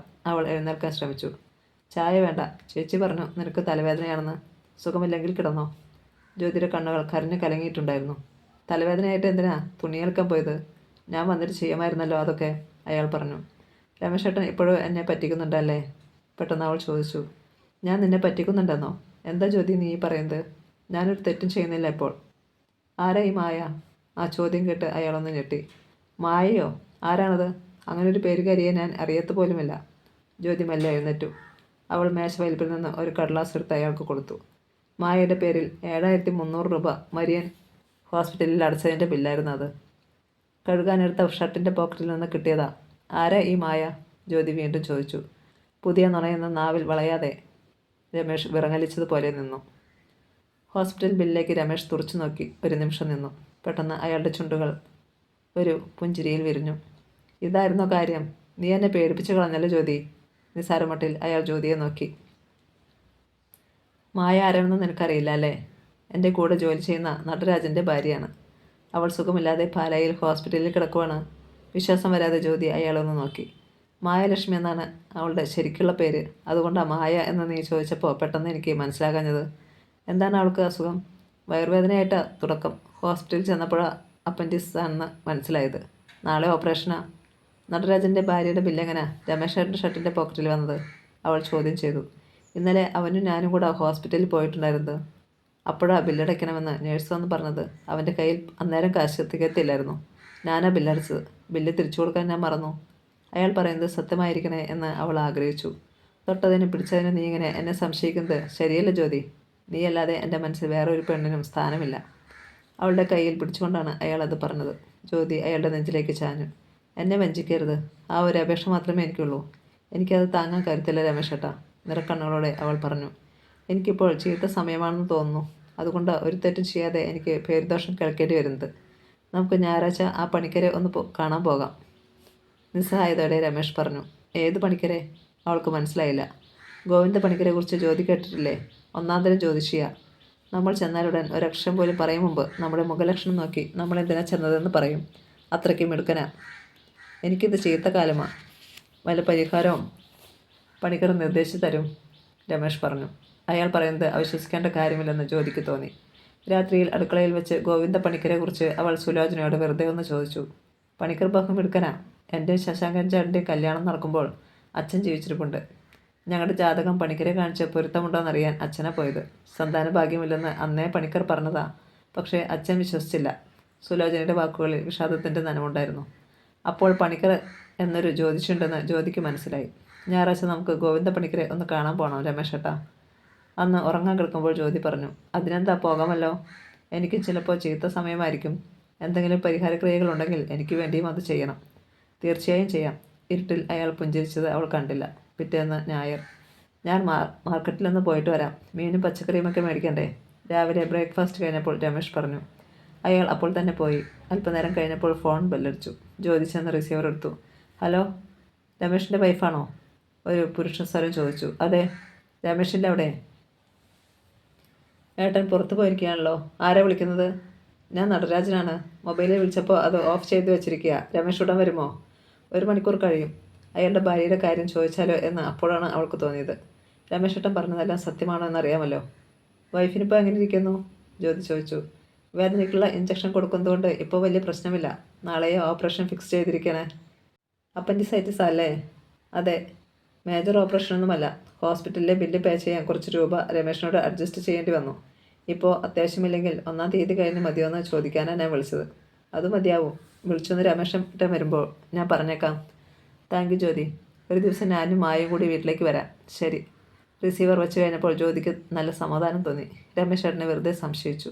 അവൾ ചെന്ന് നോക്കിയപ്പോൾ മൊബൈൽ ബെഡ്റൂമിലെ മേശപ്പുറത്തിരിപ്പുണ്ട്. സ്വിച്ച് ഓഫ് ചെയ്ത് വെച്ചിരിക്കുന്നു. അല്പനേരം കഴിഞ്ഞപ്പോൾ മാർക്കറ്റിൽ നിന്ന് പച്ചക്കറികളും നെയ്മീനുമൊക്കെ വാങ്ങിക്കൊണ്ട് രമേശ് വന്നു. പുറത്തു പോകുമ്പോൾ എന്താ മൊബൈൽ എടുക്കാഞ്ഞത്? അത്യാവശ്യത്തിന് ആരെങ്കിലും വിളിച്ചാൽ എന്താ ചെയ്യും? സ്നേഹപൂർവ്വം അവൾ അയാളെ ശാസിച്ചു. അയ്യോ, ഞാൻ മറന്നു. മാർക്കറ്റിൽ നല്ല മുഴുത്ത ഞണ്ട് ഉണ്ടായിരുന്നു. ഞണ്ടുകറി വെച്ചാൽ ജ്യോതിക്ക് ഇഷ്ടമാണോ എന്ന് ചോദിക്കാൻ വേണ്ടി മൊബൈൽ തപ്പിയപ്പോഴാണ് സാധനം പോക്കറ്റിലില്ലെന്ന് മനസ്സിലായത്. കൂട്ടുകാരൻ കുറച്ചു മുമ്പ് വിളിച്ചിരുന്നു, അവൾ പറഞ്ഞു. ഏത് കൂട്ടുകാരൻ? അയാൾ അറിയാത്ത മട്ട് നടിച്ചു. നടരാജൻ. ഹോസ്പിറ്റലിലെ ബില്ലടയ്ക്കാൻ മേടിച്ച രൂപ 1-ാം തീയതി കഴിഞ്ഞ് മതിയോ എന്ന് ചോദിക്കാൻ വിളിച്ചതാ. രൂപയ്ക്ക് അത്യാവശ്യമുണ്ട്. നാളെ തന്നെ അധികം മേടിക്കണം, അയാൾ പറഞ്ഞു. വേണ്ട രമേശേട്ടാ, അയാൾക്കിപ്പോൾ കാശിന് ബുദ്ധിമുട്ട് കാണും. 1-ാം തീയതി കഴിഞ്ഞ് ചോദിച്ചാൽ മതി. ശരി, നീ പറഞ്ഞാൽ പിന്നെ അപ്പീലില്ല. ജ്യോതി ചിരിച്ചു. അവൾക്ക് വലിയ സന്തോഷം തോന്നി. പിറ്റേന്ന് രമേശ് ഓഫീസിലെത്തിയപ്പോൾ നടരാജൻ വന്നിട്ടുണ്ടായിരുന്നു. നിന്റെ അഭിനയം നന്നായിരുന്നടാ. നീ പറഞ്ഞതെല്ലാം അവൾ അക്ഷരം പ്രതി വിശ്വസിച്ചു. ഇപ്പോൾ ഒരു സംശയവുമില്ല, രമേശ് അയാളോട് പറഞ്ഞു. അഭിനയത്തിൻ്റെ കാര്യത്തിൽ നിന്റെ മുൻപിൽ ഞാൻ വെറും 0. നിനക്കാണ് ബെസ്റ്റ് ആക്ടർ അവാർഡ് കിട്ടാൻ എന്നേക്കാൾ യോഗ്യത, നടരാജൻ പറഞ്ഞു. രണ്ടുപേരും പൊട്ടിച്ചിരിച്ചു. വളരെ ഉല്ലാസത്തോടെയാണ് സ്റ്റെയർ കേസ് കയറി കോളേജിൻ്റെ മുകളിലത്തെ നിലയിലേക്ക് ജ്യോതി ചെന്നത്. വരാന്തയിൽ നിന്നുകൊണ്ട് ഹരികൃഷ്ണൻ അത് കാണുന്നുണ്ടായിരുന്നു. അവളുടെ പ്രസന്നമായ മുഖം കണ്ടപ്പോൾ അവന് അല്പം ആശ്വാസം തോന്നി. എന്താ ഹരി, ക്ലാസ്സിൽ കയറാതെ വരാന്തയിൽ തന്നെ നിൽക്കുന്നത്? അവൻ്റെ അടുത്ത് വന്ന് ജ്യോതി ചോദിച്ചു. സമയമാകട്ടെ എന്ന് വിചാരിച്ചാണ്. ജ്യോതിക്ക് പഴയ സ്മാർട്ട്നെസ് തിരിച്ചു കിട്ടിയിരിക്കുന്നു. നിനക്ക് സുഖമാണെന്ന് വിശ്വസിക്കട്ടെ ഞാൻ? സുഖമാണ് ഹരി. എനിക്കിപ്പോൾ രമേശേട്ടനെ മനസ്സ് തുറന്ന് സ്നേഹിക്കാൻ കഴിയുന്നു. രമേശേട്ടന് എന്നെയും വലിയ സ്നേഹമാണിപ്പോൾ, വലിയ വിശ്വാസവുമാണ്. നന്നായി, എനിക്കിപ്പോൾ സന്തോഷമായി, ആത്മാർത്ഥതയോടെ അവൻ പറഞ്ഞു. രമേശേട്ടനെ ഞാൻ വെറുതെ സംശയിച്ചു. അത് വെറും തെറ്റിദ്ധാരണയായിരുന്നെന്ന് മനസ്സിലായതോടെ വലിയ ആശ്വാസം തോന്നി. എന്തായിരുന്നു തെറ്റിദ്ധാരണ? കൗതുകത്തോടെ ഹരികൃഷ്ണൻ ചോദിച്ചു. രമേശേട്ടൻ്റെ ഷർട്ടിൻ്റെ പോക്കറ്റിൽ നിന്ന് പാലാ മരിയൻ ഹോസ്പിറ്റലിൽ ഒരു ബില്ല് കിട്ടി. പേഷ്യൻ്റെ പേര് മായ. ഞാൻ പേടിച്ചു പോയി. ചോദിച്ചപ്പോഴാണ് മനസ്സിലായത് കൂടെ ജോലി ചെയ്യുന്ന ഒരാളുടെ വൈഫാണ് മായയെന്ന്. മായ. ഹരികൃഷ്ണൻ ഒന്ന് ഞെട്ടി. പിറ്റേന്ന് ആ കൂട്ടുകാരൻ വീട്ടിലേക്ക് വിളിച്ചു. അപ്പോഴാണ് രമേശേട്ടൻ പറഞ്ഞത് സത്യമാണെന്ന് എനിക്ക് പൂർണ്ണ വിശ്വാസമായത്. ജ്യോതി പൊട്ടിച്ചിരിച്ചു. ഹരികൃഷ്ണൻ അറിയാതെ ഉമിനീരിറക്കി. എനിക്കിനി ഹരിയോടൊരു അപേക്ഷയുണ്ട്, ജ്യോതി പറഞ്ഞു. എന്താണ് ഇങ്ങനെ സ്വയം ചീത്തപ്പേര് കേൾപ്പിക്കുന്നത്? ആ ഷീബയുമായി ഇനി അടുപ്പത്തിനൊന്നും പോകരുത്. അവൾ ഹരിയെ നശിപ്പിക്കും. അവൾ പറഞ്ഞു നടക്കുന്നതെല്ലാം കളവാണ് ജ്യോതി. അതെനിക്കറിയാം. ഹരി അത്രയ്ക്ക് ചീപ്പലെന്ന് എല്ലാവർക്കും അറിയാം. പക്ഷേ എന്തിനാണ് വെറുതെ? അപ്പോഴാണ് ഷീബയും സബിതയും സ്റ്റെയർ കേസ് കയറി മുകളിലേക്ക് വന്നത്. ഹരികൃഷ്ണനെയും ജ്യോതിയെയും കണ്ട് ഷീബയുടെ മുഖം ഇരുണ്ടു. എന്താ, കല്യാണം കഴിഞ്ഞിട്ടും കാമുകനും കാമിയും പിരിയാൻ വയ്യേ അല്ലേ? പരിഹാസത്തോടെ അവൾ ചോദിച്ചു. ഹരികൃഷ്ണൻ പെട്ടെന്ന് കോപാകുലനായി. എന്താണ് നീ പറഞ്ഞത്? അവൻ മുഷ്ടി ചുരുട്ടിക്കൊണ്ട് അവളുടെ നേരെ ചെന്നു. അനാവശ്യം പറഞ്ഞാൽ നീ പെണ്ണാണെന്നൊന്നും ഞാൻ ഓർക്കത്തില്ല. ഒറ്റയിടിക്ക് മത്തങ്ങ പോലുള്ള മുഖം ഞാൻ ചതച്ചു കളയും. മനസ്സിലായോടി? അതിന് എൻ്റെ മോൻ വളർന്നിട്ടില്ല. ചെറുക്ക, എന്നോട് അദ്ദേഹം കളിക്കാൻ വരണ്ട കേട്ടോ. പഴയ കഥകളൊക്കെ ഞാൻ ഇവളുടെ കെട്ടിയവനെ അറിയിക്കും. അയാളിങ്ങ് വരും നിന്നെ കാണാൻ, ഭീഷണിപ്പെടുത്തുന്നത് പോലെ അവൾ പറഞ്ഞു. അത് കേട്ടപ്പോൾ ജ്യോതിക്ക് ഭയമായി. രമേശേട്ടൻ്റെ ചെവിയിൽ എന്തെങ്കിലും എത്തിയാൽ? പേടിപ്പിക്കാൻ വരാതെ നീ നിൻ്റെ പാട് നോക്കി പോകണേ. നമ്മൾ രണ്ടുപേരും തമ്മിൽ ചേരത്തില്ല. അല്ലെങ്കിൽ നിന്നെ ഞാൻ. ഹരികൃഷ്ണൻ വിട്ടില്ല. ഞാൻ പോവാ ഹരി. ജ്യോതി അപ്പോൾ തന്നെ ക്ലാസ്സിലേക്ക് പോയി. ഷീബേ, നിൻ്റെ ഉദ്ദേശം എന്താണ്? നീ ചെയ്യുന്നതൊന്നും നിനക്കറിയില്ലേ? സൈക്കിട്ട് അവൻ ചോദിച്ചു. എന്നെ വേദനിപ്പിച്ചവരെയൊന്നും ഞാൻ വെറുതെ വിടത്തില്ല. എനിക്ക് ചെയ്യാവുന്നതൊക്കെ ചെയ്യും. ഷീബ വെട്ടിത്തിരിഞ്ഞ് ക്ലാസ്സിലേക്ക് കയറിപ്പോയി. ഹരികൃഷ്ണൻ അസ്വസ്ഥതയോടെ അവിടെ തന്നെ നിന്നു. ഷീബ പറഞ്ഞതൊന്നും അവൻ കാര്യമായിട്ടെടുത്തില്ല. പക്ഷേ അവൾ എത്ര പേരോട് പറഞ്ഞു കാണും താൻ ഗർഭിണിയാണെന്ന്. അതിന് കാരണക്കാരൻ ഹരികൃഷ്ണനാണെന്ന്. പക്ഷേ ഇപ്പോൾ അതൊന്നുമല്ല പ്രശ്നം. രമേഷിൻ്റെ ഭാര്യ ഹോസ്പിറ്റലിലാണ്. പാവം ജ്യോതി അക്കാര്യം മനസ്സിലാക്കിയിട്ടില്ല. ഹരി താഴേക്ക് ഇറങ്ങിച്ചെന്നു. താഴെയെങ്ങും സത്യനോ അഭിഷേകമോ ഉണ്ടായിരുന്നില്ല. അവൻ അഭിഷേകിൻ്റെ മൊബൈലിലേക്ക് വിളിച്ചു. ഞങ്ങളിതാ കോളേജിലേക്ക് വന്നുകൊണ്ടിരിക്കുകയാണ്. ഇപ്പോഴെത്തും, അഭിഷേക് പറഞ്ഞു. വേഗം വാ, ഒരു കാര്യമുണ്ട്, ഹരി പറഞ്ഞു. അല്പനേരം കഴിഞ്ഞപ്പോൾ അഭിഷേകും സത്യനും ബൈക്കിൽ പാഞ്ഞെത്തി. ഹരികൃഷ്ണൻ പുറത്ത് നിൽക്കുന്നുണ്ടായിരുന്നു. എന്താണ് കാര്യം? ബൈക്കിൽ നിന്നിറങ്ങി അഭിഷേക് വന്ന് ഹരിയോട് ചോദിച്ചു. നിങ്ങൾക്ക് പാല വരെ ഒന്ന് പോകാമോ? എന്താടാ? സത്യൻ ചോദിച്ചു. ആ രമേഷിൻ്റെ ഭാര്യ ഹോസ്പിറ്റലിലാണ്. എന്താണ് ആ സ്ത്രീയുടെ കുഴപ്പമെന്ന് നമ്മൾ കണ്ടുപിടിക്കണം. ജ്യോതി ഇക്കാര്യം അറിഞ്ഞെങ്കിലും അവൻ ബുദ്ധിപൂർവ്വം രക്ഷപ്പെട്ടു. എങ്കിൽ നീ കൂടി വാ, നമുക്ക് 3 പേർക്കും കൂടി പോകാം, സത്യം പറഞ്ഞു. അവർ 3 പേരും കൂടി പാലയിലേക്ക് പോയി. ഹോസ്പിറ്റലിൽ ചെന്നപ്പോൾ രജിസ്ട്രേഷനിൽ അവർ മായ എന്ന പേഷ്യൻറ്റിൻ്റെ കാര്യം അന്വേഷിച്ചു. ആ സ്ത്രീ കുറച്ചു മുമ്പ് മരിച്ചല്ലോ, ഒരു സിസ്റ്റർ ഹരികൃഷ്ണനോട് പറഞ്ഞു. അവൻ ഞെട്ടിപ്പോയി. മരിച്ചെന്നോ? വിശ്വാസം വരാതെ അവൻ ചോദിച്ചു. ബ്ലഡ് ക്യാൻസർ ആയിരുന്നില്ലേ? പെട്ടെന്നാണ് നില വഷളായത്. ബോഡി കൊണ്ടുപോയോ? സത്യം ചോദിച്ചു. ഇല്ല. ഏത് റൂമിലാണ്? 37-ൽ. 3 പേരും നിശബ്ദരായി 37-ാം നമ്പർ മുറിയിലേക്ക് ചെന്നു. വെള്ള തുണി കൊണ്ട് മുഖം വരെ മൂടി ഒരു സ്ത്രീയെ കട്ടിലിൽ കിടത്തിയിട്ടുണ്ടായിരുന്നു. പ്രായമായ ഒരു സ്ത്രീയുടെ കയ്യിലിരുന്ന് 2 വയസ്സായ ഒരു ആൺകുട്ടി കരയുന്നു. അത് മായയുടെ അമ്മയായിരിക്കുമെന്ന് ഹരികൃഷ്ണന് തോന്നി. അവരും കരയുകയായിരുന്നു. മുറിയിൽ 2 ചെറുപ്പക്കാരും അപ്പോൾ ഉണ്ടായിരുന്നു. ശശി, ഇനിയിപ്പോൾ നമ്മൾ എന്തു ചെയ്യും? അതിലൊരാൾ ചോദിച്ചു. അവനെ വിളിച്ചു വരുത്തണം. എന്നിട്ട് അവൻ്റെ മോനെ ഏൽപ്പിക്കണം. മായയെ മാത്രമേ നമ്മൾ വീട്ടിലേക്ക് കൊണ്ടുപോകൂ, മറ്റു ചെറുപ്പക്കാരൻ പറഞ്ഞു. അങ്ങനെ പറയാതെ ശശി, ഈ കുഞ്ഞ് എന്ത് പിഴച്ചു? ഇവൻ നമ്മുടെ മായയുടെ മോനല്ലേടാ, അമ്മ കണ്ണീരോടെ ചോദിച്ചു. അമ്മയൊന്നും മിണ്ടാതിരിക്കാമോ? നിങ്ങളാ എല്ലാത്തിനും വളം വെച്ച് കൊടുത്തത്. ഈ ജാരസന്തതിയെ എൻ്റെ വീട്ടിലേക്ക് കൊണ്ടുപോകത്തില്ല ഞാൻ. ശശിധരൻ മൊബൈലെടുത്ത് ഏതോ നമ്പറിൽ വിളിച്ചു. എല്ലാം കണ്ട് ഹരികൃഷ്ണനും സത്യനും അഭിഷേകും പകച്ചു നിന്നു. ഇനി ഇവിടെ നിന്നാൽ അപകടമാണ്. നീ വാ, നമുക്ക് സ്ഥലം വിടാം, ഹരികൃഷ്ണൻ്റെ കൈ പിടിച്ച് അഭിഷേക് വലിച്ചു. അതെ, ഇനി ഏത് നിമിഷത്തിലും ജ്യോതിയുടെ ഹസ്ബൻഡ് വരും. ഇവിടെ എന്തും നടക്കും. നമ്മളതിന് ദൃക്സാക്ഷിയാകണ്ട, സത്യനും പറഞ്ഞു. രോഗികളും നഴ്സുമാരും വരാന്തയിലൂടെ അങ്ങോട്ടും ഇങ്ങോട്ടും പോവുകയും വരികയും ചെയ്യുന്നുണ്ടായിരുന്നു. മായയുടെ മകൻ മഹേഷ് കമലാക്ഷിയമ്മയുടെ കയ്യിലിരുന്ന് അപ്പോഴും നിർത്താതെ കരയുന്നുണ്ടായിരുന്നു. അവൻ വന്നാലുടൻ ആ കൊച്ചിനെ കൊടുത്തേക്കണം. അത് കഴിഞ്ഞ് വീട്ടിലേക്ക് ബോഡി കൊണ്ടുപോകൂ, ശശിധരൻ കടുപ്പിച്ച് പറഞ്ഞു. നമ്മുടെ മായയുടെ കുഞ്ഞല്ലേടാ ശരി ശശി, ഇത് എങ്ങനെ ഞാനിവനെ കൊടുത്തുവിടും? കണ്ണീരോടെ കമലാക്ഷിയമ്മ ചോദിച്ചു. അവർ പേരക്കുട്ടിയെ മാറോട് ചേർത്ത് പിടിച്ചു. തള്ളേ, നിങ്ങൾക്ക് എൻ്റെ കൂടെ വരണമെങ്കിൽ ഞാൻ പറയുന്നത് അനുസരിക്കണം, അല്ലെങ്കിൽ അവൻ്റെ കൂടെ പോ, ശശിധരൻ്റെ ശബ്ദമുയർന്നു. നമുക്ക് പോകാം ഹരി, അഭിഷേക് അവനെ ബലമായി പിടിച്ചു വലിച്ചു. 3 പേരും മെല്ലെ നടന്നു. അവർ ഹോസ്പിറ്റലിൻ്റെ മുമ്പിലേക്ക് വന്ന് കാർ കിടക്കുന്ന സ്ഥലത്തേക്ക് ചെന്നു. മായയുടെ കുഞ്ഞിനെ അവളുടെ ആങ്ങള സ്വീകരിക്കുന്നില്ല, ഹരികൃഷ്ണൻ പറഞ്ഞു. വേണ്ട, നീ എന്തിനാ അതോർത്ത് വേവലാതിപ്പെടുന്നേ? സത്യൻ ചോദിച്ചു. ആ കുഞ്ഞിനെയും കൊണ്ട് രമേഷ് ചെല്ലുന്നത് ജ്യോതിയുടെ അടുത്തേക്കായിരിക്കും. സത്യനും അഭിഷേകും പരസ്പരം നോക്കി. വേറെ അങ്ങോട്ട് പോകും അയാൾ. ജ്യോതിക്ക് അത് താങ്ങാൻ പറ്റുമോ? അവൾ ആ കുഞ്ഞിനെ സ്വീകരിക്കുമോ? സ്വീകരിച്ചാൽ തന്നെ അവളുടെ വീട്ടുകാർ സമ്മതിക്കുമോ? ഹരികൃഷ്ണൻ്റെ ചോദ്യങ്ങൾക്ക് രണ്ടുപേരും മറുപടി പറഞ്ഞില്ല. അവർ കാറിൽ കയറിയിരുന്നു. ഒരുപക്ഷെ ആ ബന്ധം ഡൈവേഴ്സിൽ അവസാനിക്കും. എത്ര പ്രതീക്ഷയോടെയാണ് അവളുടെ വീട്ടുകാർ അവളെ കല്യാണം കഴിപ്പിച്ചയച്ചത്. ഒക്കെ അവളുടെ വിധി, അല്ലാതെന്താ. നമുക്ക് പോകാം ഹരി. സംഭവിക്കുന്നത് സംഭവിക്കട്ടെ, നമുക്കിനി ഒന്നും ചെയ്യാനില്ല. സത്യൻ അവനെ ആശ്വസിപ്പിക്കാൻ ശ്രമിച്ചു. അവളുടെ വിധി എന്ന് പറയാതെ, ഞാൻ കാരണമാണ് അവൾക്ക് ഇങ്ങനെയൊക്കെ. പെട്ടെന്ന് ഒരു കാർ വന്ന് അല്പം മാറി നിന്നു. അത് രമേഷിൻ്റെ കാറായിരുന്നു. അയാൾ കാറിൽ നിന്നിറങ്ങി വേഗം മായയുടെ മുറി ലക്ഷ്യമാക്കി നടന്നു. പോവാൻ വരട്ടെ, എന്താണ് സംഭവിക്കുന്നതെന്ന് അറിയണം. അത് കഴിഞ്ഞ് നമുക്ക് പോയാൽ മതി. ഹരികൃഷ്ണൻ കാറിൽ നിന്നിറങ്ങി. രമേഷ് മുറിയിലേക്ക് കയറി ചെന്നപ്പോൾ ശശിധരൻ ക്രുദ്ധനായി അയാളെ നിന്ന് നോക്കി. ചത്ത് കിട്ടിയല്ലോ, സമാധാനമായില്ലേ നിനക്ക്? ഞാനല്ല ഇവൾക്ക് ക്യാൻസർ വരുത്തിയത്, രമേഷ് മറുപടി പറഞ്ഞു. അയാൾ ചെന്ന് മൃതദേഹത്തിൻ്റെ മുഖത്തു നിന്ന് തുണി അല്പം മാറ്റി നോക്കി. ഉറങ്ങുന്നത് പോലെയായിരുന്നു അവളുടെ മുഖം. നിന്റെ കുഞ്ഞിനെ നിനക്കെടുക്കാം, ഞങ്ങൾക്ക് വേണ്ട. ഞങ്ങൾ ഇവളെ കൊണ്ടുപോവാണ്, ശശിധരൻ പറഞ്ഞു. രമേഷ് ഞെട്ടലോടെ കമലേഷിയമ്മയെ നോക്കി. ഞാൻ കൊണ്ടുപോയാലെങ്ങനെയാ? നിങ്ങൾ കൊണ്ടുപോയാൽ മതി. എനിക്കിതിനെ വളർത്താനൊന്നും അറിയത്തില്ല, അയാൾ പറഞ്ഞു. തള്ള മരിച്ചാൽ തന്തയാ കൊച്ചിനെ വളർത്തേണ്ടത്. കൊടുക്കാമേ അതിനെ അങ്ങോട്ട്. കോപത്തോടെ ശശിധരൻ കമലാക്ഷിയമ്മയുടെ കയ്യിൽ നിന്ന് മഹേഷിനെ തട്ടിപ്പറിച്ച് രമേഷിനെ പിടിച്ചേൽപ്പിച്ചു. എനിക്കിതിനെ വീട്ടിലേക്ക് കൊണ്ടുപോകാൻ പറ്റത്തില്ല. ഞാൻ മാസം തോറും ചെലവിനുള്ള കാശ് തരാം. നിങ്ങളിവനെ വളർത്തണമേ. അയാൾ കമലാക്ഷിയമ്മയ്ക്ക് കുഞ്ഞിനെ നീട്ടി. അറിയാതെ കമലാക്ഷിയമ്മ കൈ നീട്ടി. തള്ളയെ മേടിക്കരുത്. ശശിധരൻ പാഞ്ഞു വന്ന് അവർക്കിടയിൽ കയറി നിന്നു. സാറേ, ആംബുലൻസ് റെഡിയാ, അവരിൽ ഒരാൾ പറഞ്ഞു. ഞങ്ങൾക്കിനി താമസമൊന്നുമില്ല, പോകാം. അറ്റൻഡർമാർ ഒരു സ്ട്രെച്ചറിലേക്ക് മായയുടെ ശരീരമെടുത്ത് കിടത്തിയിട്ട് അവളെയും കൊണ്ട് പുറത്തേക്ക് പോയി. കമലാക്ഷിയമ്മ സങ്കടത്തോടെ മഹേഷിനെ ഒന്ന് നോക്കി. ശശിധരൻ പെട്ടെന്ന് അവരുടെ കൈ പിടിച്ച് വലിച്ചു കൊണ്ടുപോയി. കുഞ്ഞിനെയും കൊണ്ട് രമേഷ് എന്ത് ചെയ്യുമെന്നറിയാതെ നിന്നു. മായയുടെ മൃതദേഹം ആംബുലൻസിൽ കയറ്റി ശശിധരനും കമലാക്ഷിയമ്മയും അതിൽ കയറി പോകുന്നത് കണ്ട് ഹരികൃഷ്ണനും സത്യന് അഭിഷേകും കാറിൽ തന്നെയിരുന്നു. ഞാൻ ഭയന്നത് തന്നെ സംഭവിച്ചല്ലോ, ആദ്യയുടെ ഹരികൃഷ്ണൻ പറഞ്ഞു. മഹേഷിനെ എടുത്തുകൊണ്ട് രമേഷ് മെല്ലെ പടികൾ ഇറങ്ങി വന്നു. അയാളുടെ മുഖം വല്ലാതെ വിളറി വെളുത്തിരുന്നു. കാറിനടുത്തേക്ക് ചെന്ന് ഫ്രണ്ട് ഡോർ തുറന്ന് കുഞ്ഞിനെ സീറ്റിലേക്ക് വെച്ചു. രമേഷ് എന്നിട്ട് ഡ്രൈവിംഗ് സീറ്റിൽ കയറിയിരുന്നു.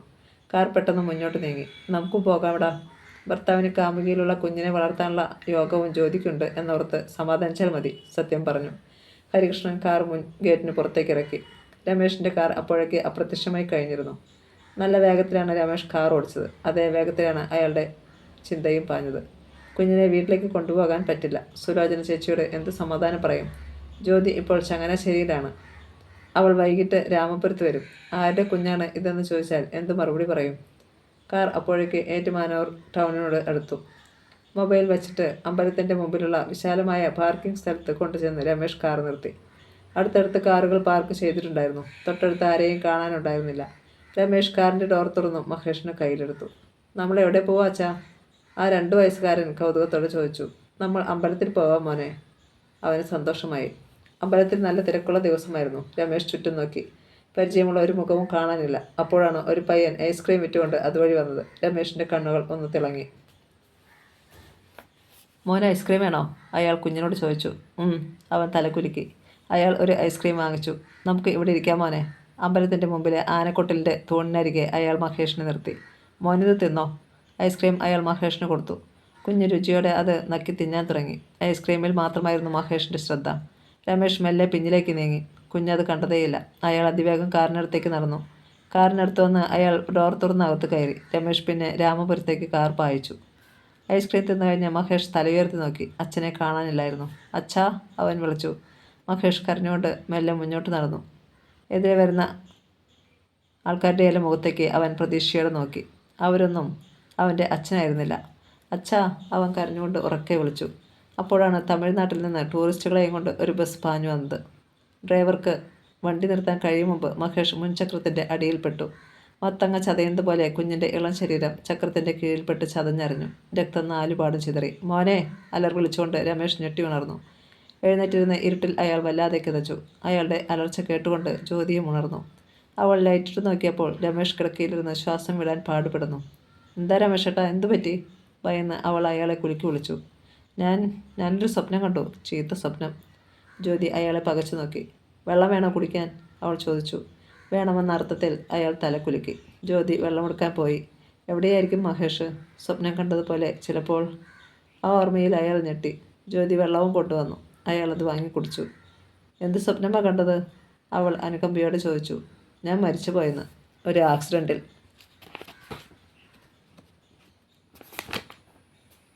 പെട്ടെന്ന് അവൾ അയാളുടെ വായ് പൊത്തി. അങ്ങനെയൊന്നും പറയാതെ. രമേഷിൻ്റെ മുഖം വല്ലാതെ വിയർത്തിരുന്നു. ജ്യോതി ടവലെടുത്ത് അത് തുടച്ചു മാറ്റി. ഇനിയൊന്നും ചിന്തിക്കണ്ട. രമേശേട്ട് സമാധാനമായിട്ട് കണ്ണുകളടച്ചുറങ്ങാൻ നോക്ക്. ഒപ്പം കിടന്നുകൊണ്ട് അവൾ പറഞ്ഞു. അയാൾ ഉറങ്ങാൻ ശ്രമിച്ചു, പക്ഷേ വിജയിച്ചില്ല. നാളെ അമ്പലത്തിലും പരിസരത്തും പോയി അന്വേഷിക്കണം, അയാൾ മനസ്സിൽ കുറിച്ചു. പിറ്റേന്ന് വെളുപ്പിന് ജ്യോതി ഉണർന്നു. അവൾ ദോശ ചുറ്റുകൊണ്ട് അടുക്കളയിൽ നിൽക്കുമ്പോഴാണ് സുലോചന എഴുന്നേറ്റ് വന്നത്. സുലോചനയുടെ മുഖത്ത് അസാധാരണമായ ഒരു തെളിച്ചമുണ്ടായിരുന്നു. ഒരു സന്തോഷ വാർത്തയുണ്ട് ജ്യോതി. ഇന്നലെ ഞാൻ പറഞ്ഞില്ലെന്നേയുള്ളൂ. എന്താണ് ചേച്ചി? ആകാംക്ഷയോടെ അവൾ ചോദിച്ചു. 7 വർഷങ്ങൾക്ക് ശേഷം ദൈവം ഞങ്ങളോട് കരുണ കാട്ടി. ഒരാഴ്ചയായി സംശയമുണ്ടായിരുന്നു. ഇന്നലെ ലാബിൽ പോയി ടെസ്റ്റ് ചെയ്യിച്ചു. ഞാൻ ഗർഭിണിയാ. ജ്യോതി ചെന്ന് സന്തോഷത്തോടെ അവളുടെ കൈ പിടിച്ചമർത്തി. കൺഗ്രാജുലേഷൻ ചേച്ചി, നമുക്കിത് ആഘോഷിക്കണം. ആഘോഷം നിങ്ങൾക്കും വേണ്ടേ? അർത്ഥം വെച്ച് സുലോചന ചോദിച്ചു. എൻ്റെ പരീക്ഷയ്ക്ക് കഴിഞ്ഞിട്ട് മതിയെന്നാണ്, അവൾ ലജ്ജയോടെ പറഞ്ഞു. അതിന് 2 മാസത്തെ കാര്യമല്ലേ ഉള്ളൂ. അത് കഴിഞ്ഞാൽ അധികം വെച്ച് നീട്ടണ്ട. ജ്യോതി തലകുലുക്കി. കോളേജിലേക്ക് പോകാൻ ഡ്രസ്സ് ചെയ്യുമ്പോഴാണ് അവൾ അക്കാര്യം രമേഷിനോട് പറഞ്ഞത്. ചേച്ചി ഇതിനു മുമ്പ് 2 തവണ പ്രഗ്നൻ്റ് ആയതാണ്, പക്ഷേ കിട്ടിയില്ല, അയാൾ പറഞ്ഞു. നമ്മളധികം വച്ച് നീട്ടണ്ടെന്നാണ് ചേച്ചി പറഞ്ഞത്. അതിന് കാരണമുണ്ട്. 2 വർഷത്തേക്ക് കുട്ടികൾ വേണ്ടെന്നായിരുന്നു അവരുടെ തീരുമാനം. അത് കഴിഞ്ഞപ്പോഴാണ് പ്രശ്നങ്ങൾ തുടങ്ങിയത്. ജ്യോതി ഒന്ന് ഞെട്ടി. നമുക്കും അതുപോലെ? ഏയ്, നമ്മളത്ര നാളൊന്നും.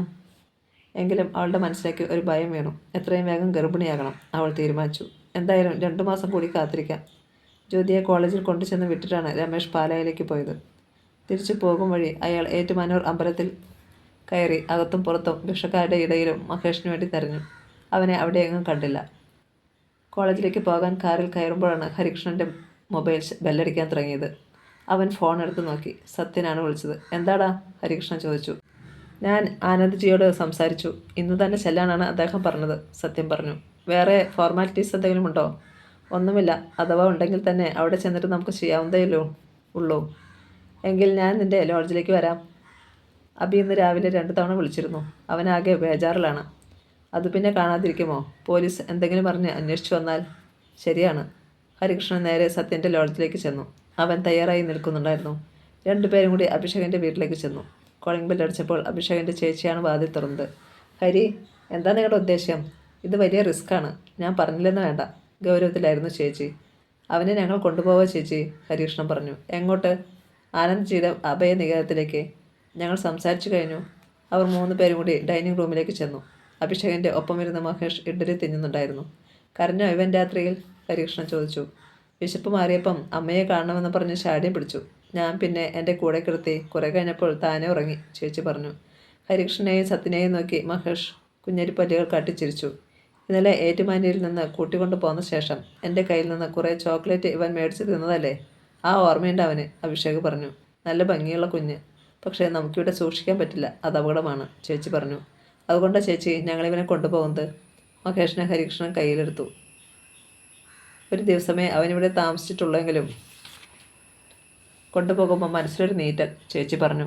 അവൾ മഹേഷിൻ്റെ കവിളിൽ ഒരു ഉമ്മ കൊടുത്തു. 3 പേരും കാറിൽ കയറി.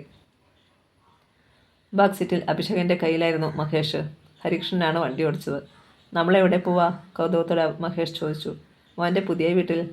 അവിടെ ഒരുപാട് കൂട്ടുകാരുണ്ട് കളിക്കാൻ, അഭിഷേക് പറഞ്ഞു. ആനന്ദ്ജിയോട് നമ്മൾ എന്താണ് പറയുന്നത്? പെട്ടെന്ന് ഹരികൃഷ്ണൻ ചോദിച്ചു. അനാഥ കുഞ്ഞെന്നാണ് ഞാൻ പറഞ്ഞത്. ഇനിയുള്ള കഥ നീ കണ്ടുപിടിക്കണം, സത്യം പറഞ്ഞു. ഇവൻ്റെ അച്ഛൻ ആരാണെന്ന് നമുക്കറിയില്ല, അമ്മയെയും അറിയില്ല, ഹരികൃഷ്ണൻ പറഞ്ഞു. അതെന്താ? അഭിഷേക് ചോദിച്ചു. ഒരിക്കലും രമേഷിൻ്റെ കയ്യിൽ ഇവൻ തിരിച്ചെത്താൻ പാടില്ല. ചെന്നാൽ ആ ദുഷ്ടൻ ഈ പിഞ്ചു കുഞ്ഞിനെ കൊന്നുകളയും. തന്നെയുമല്ല, ജ്യോതി അയാളെ ഉപേക്ഷിച്ച് പോയെന്നും വരും. പോട്ടടാ, എന്തിനാ അവൾക്ക് ഇങ്ങനൊരു ഭർത്താവിനെ, സത്യം പറഞ്ഞു. അയാൾ നേരെയായെങ്കിലോ? ജ്യോതിയുടെ സ്നേഹം അയാളെ നല്ലവനാക്കുമെന്നാണ് എൻ്റെ വിശ്വാസം, ഹരികൃഷ്ണൻ പറഞ്ഞു. 1.5 മണിക്കൂർ നേരം വണ്ടിയോടി. ഒടുവിൽ അഭയനികേതൻ എന്ന ബോർഡ് വെച്ച ഒരു ഗേറ്റിനുള്ളിലൂടെ കാർ ഒരു ഇരുനില ബംഗ്ലാവിൻ്റെ പോർച്ചിൽ ചെന്നു നിന്നു. വിശാലമായ മതിൽക്കെട്ടിനുള്ളിൽ ഫലവൃക്ഷങ്ങൾ വളർന്നു നിൽക്കുന്നുണ്ടായിരുന്നു. ഹരികൃഷ്ണൻ കാറിൽ നിന്നിറങ്ങി. പെട്ടെന്ന് ഒരു പോലീസ് ജീപ്പ് ഗേറ്റ് കടന്ന് പാഞ്ഞു വന്ന് കാറിനടുത്ത് ഇരച്ചു നിന്നു. ഞെട്ടലോടെ ഹരികൃഷ്ണൻ ജീപ്പിന് നേരെ നോക്കി. ക്രൂരമായ ഒരു ചിരിയോടെ ഇൻസ്പെക്ടർ ബാലചന്ദ്രൻ ജീപ്പിൽ നിന്നിറങ്ങി. കഥ തുടരും.